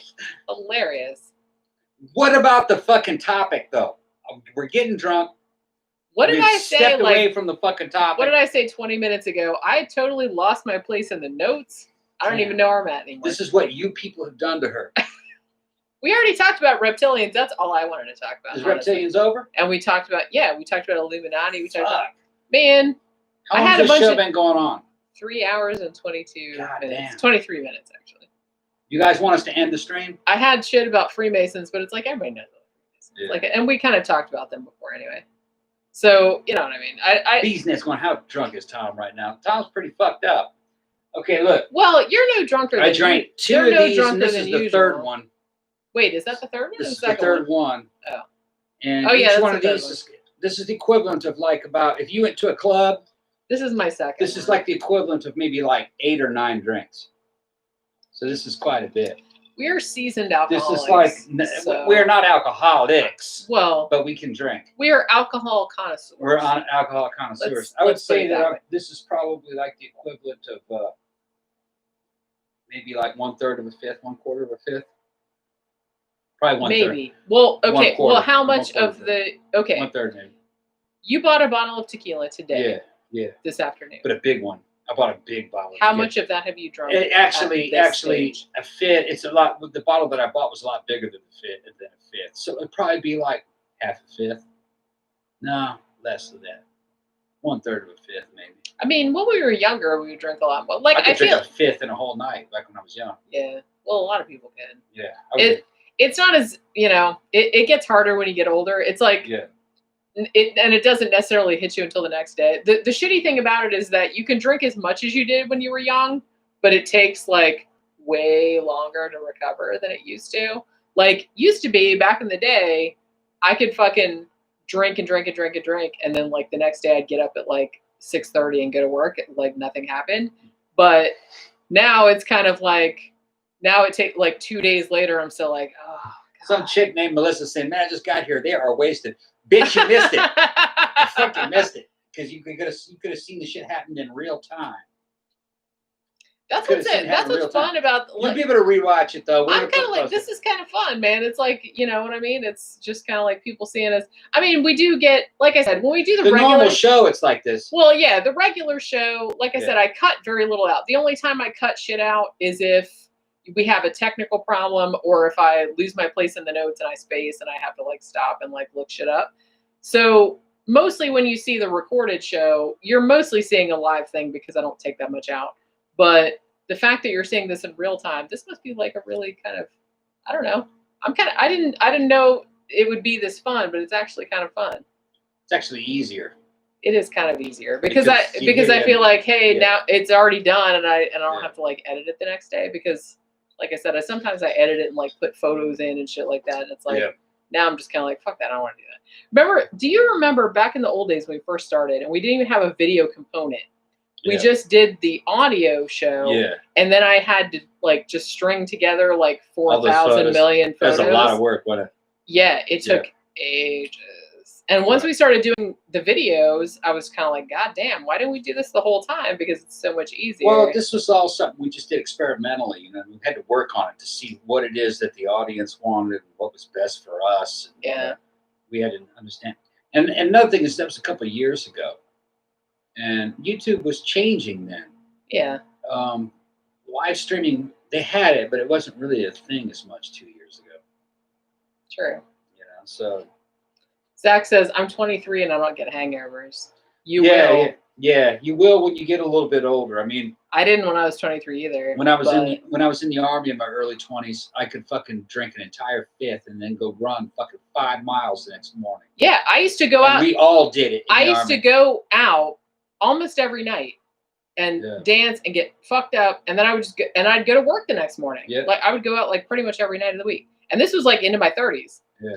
And then suddenly, I couldn't really do that anymore. I could still go out and get fucked up, but then the next day I'd be like, oh, I'm not getting out of bed. When I was in my 20s, I could jump on my fucking old 600 Ninja and go ride fucking 8 hours to go see some chick, knock it down for a couple of hours, and then ride 8 hours back to the fucking fort.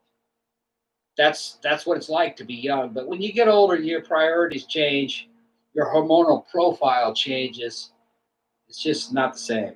You're not like that anymore. You're not driven like you were. I still love to drink.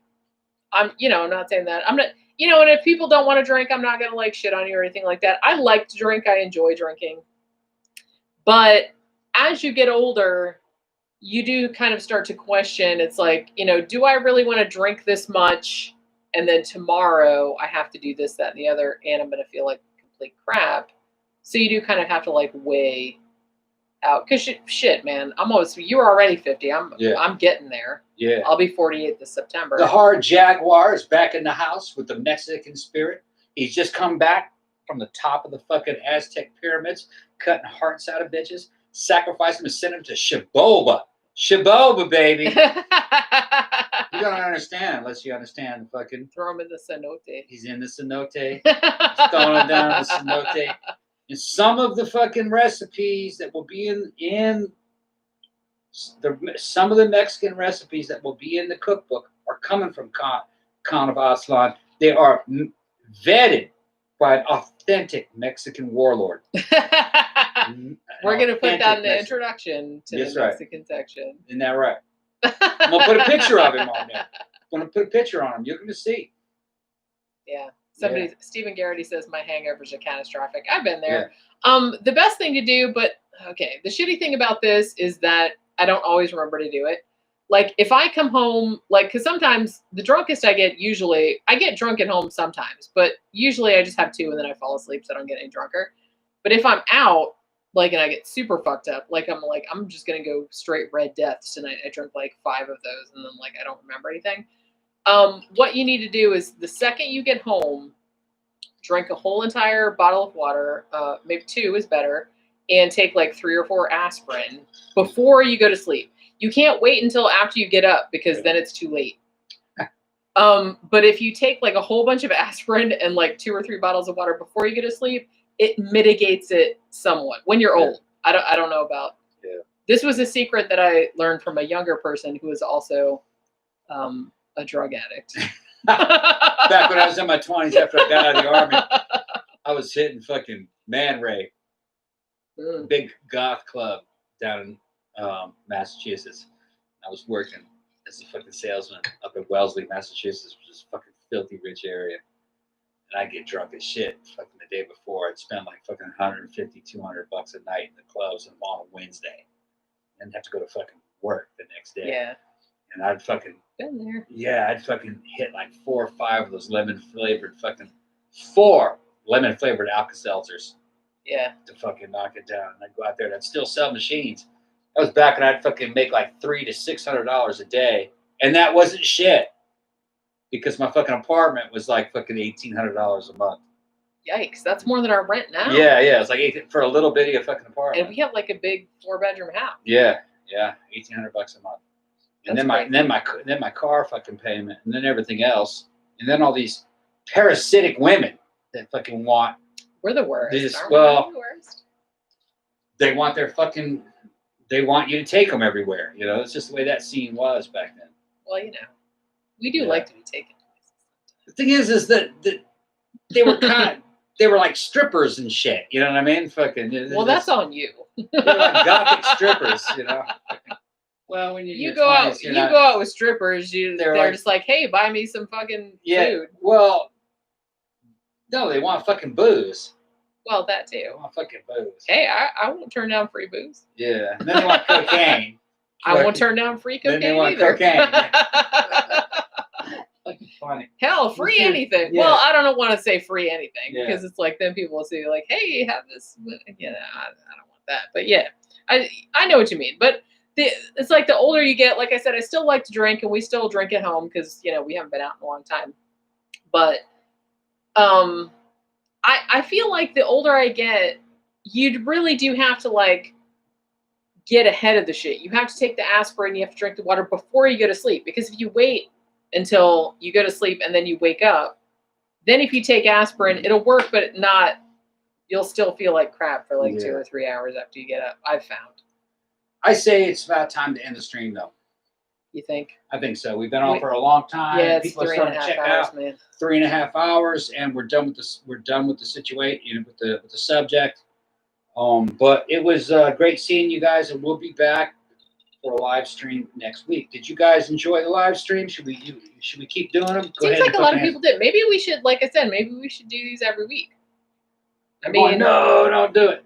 I'm not going to be like Copper Cab. If you guys know who Copper Cab is, okay? I'm going to be like Copper Cab, where I fucking let the stream go for 5 hours and him fucking yelling and teaching you about fucking intersectional fucking politics and shit. We're not going to do that, okay?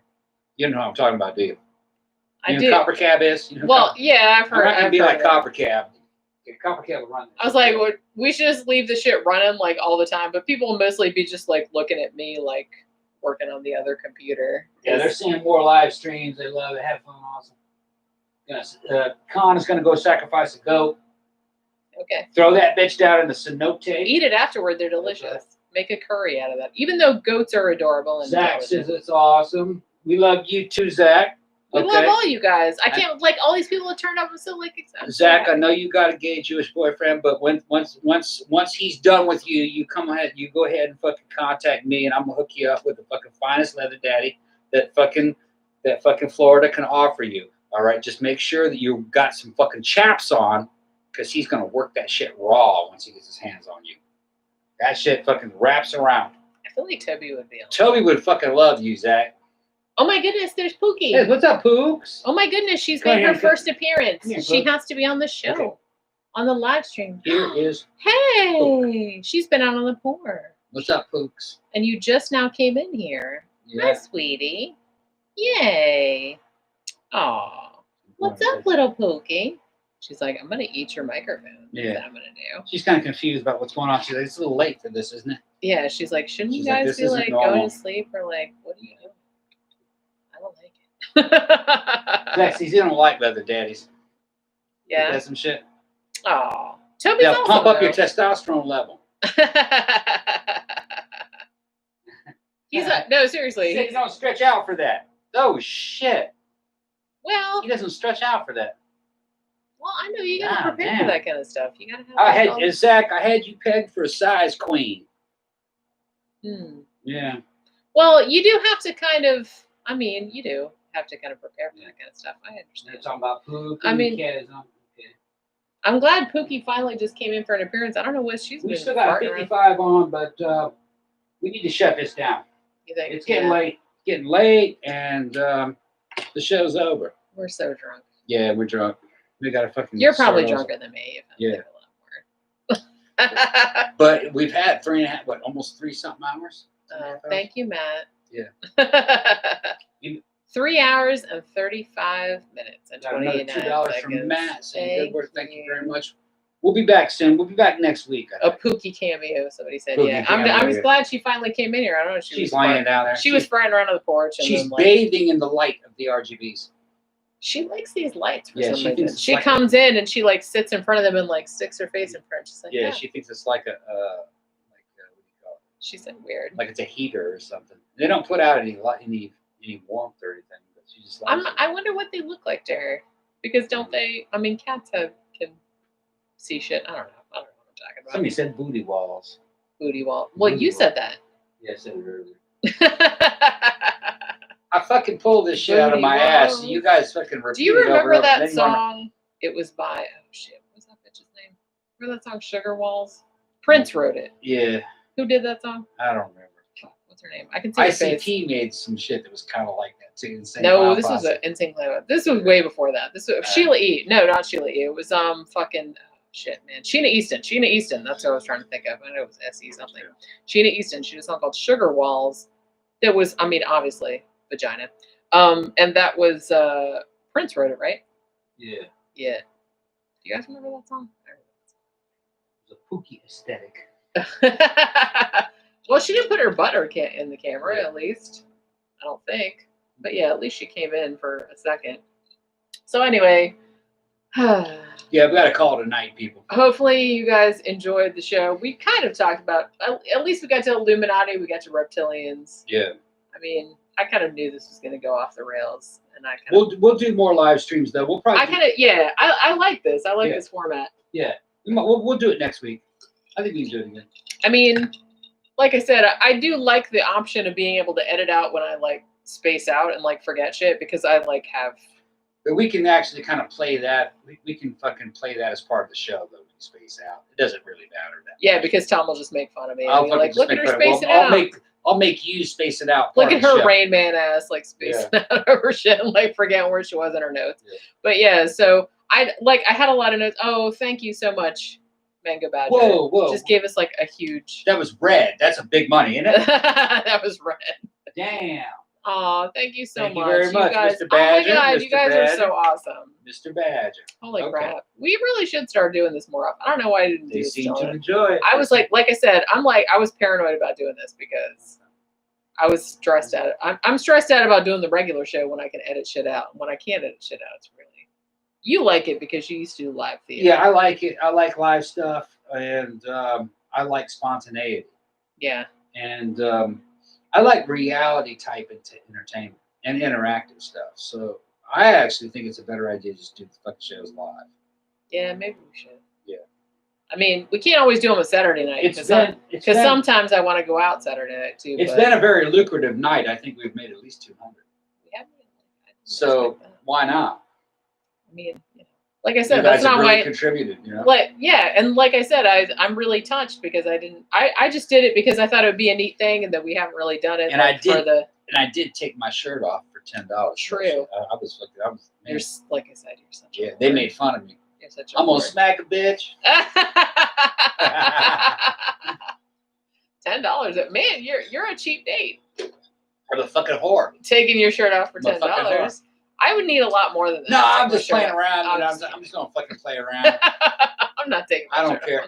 But no, I think tonight was success, and shit, why not? We did have a good time. They seem to enjoy it. We did have a good time. Yeah. All right. So we're gonna wrap this up. We're gonna see you guys next week. Thank you everybody that dropped by. Thank you everybody that contributed. I'm really, really touched. Thank you everybody that's been supported us for the last fucking 200 episodes. I can't believe it. Even though 200 episodes, shit, we've done more than that because we've done movie reviews and stuff. But this has been an amazing journey, and hopefully we'll keep on going for years and years to come. I don't have any plans to stop because, like I said, I have fucking 2 years worth of topics and movies I still have to get around to. So we'll be around for a while for sure. But thank you everybody that came out. Have a good rest of your weekend. We will see you next time. Thanks, Bye. Matt. Thanks, Matt. Bye. Thank you very much. Thank you, everybody. Bye. He says flex. Flex. Do it. Okay, hold on. Come on. Bitches. Come on. Hold on, bitches. Just right before we end up. There you go. Come on, do it. Do it. Yeah. Thank you, Melissa. Thank you. Oh, thank you so much, you guys. You guys are awesome. All right. We'll see you next time. Bye.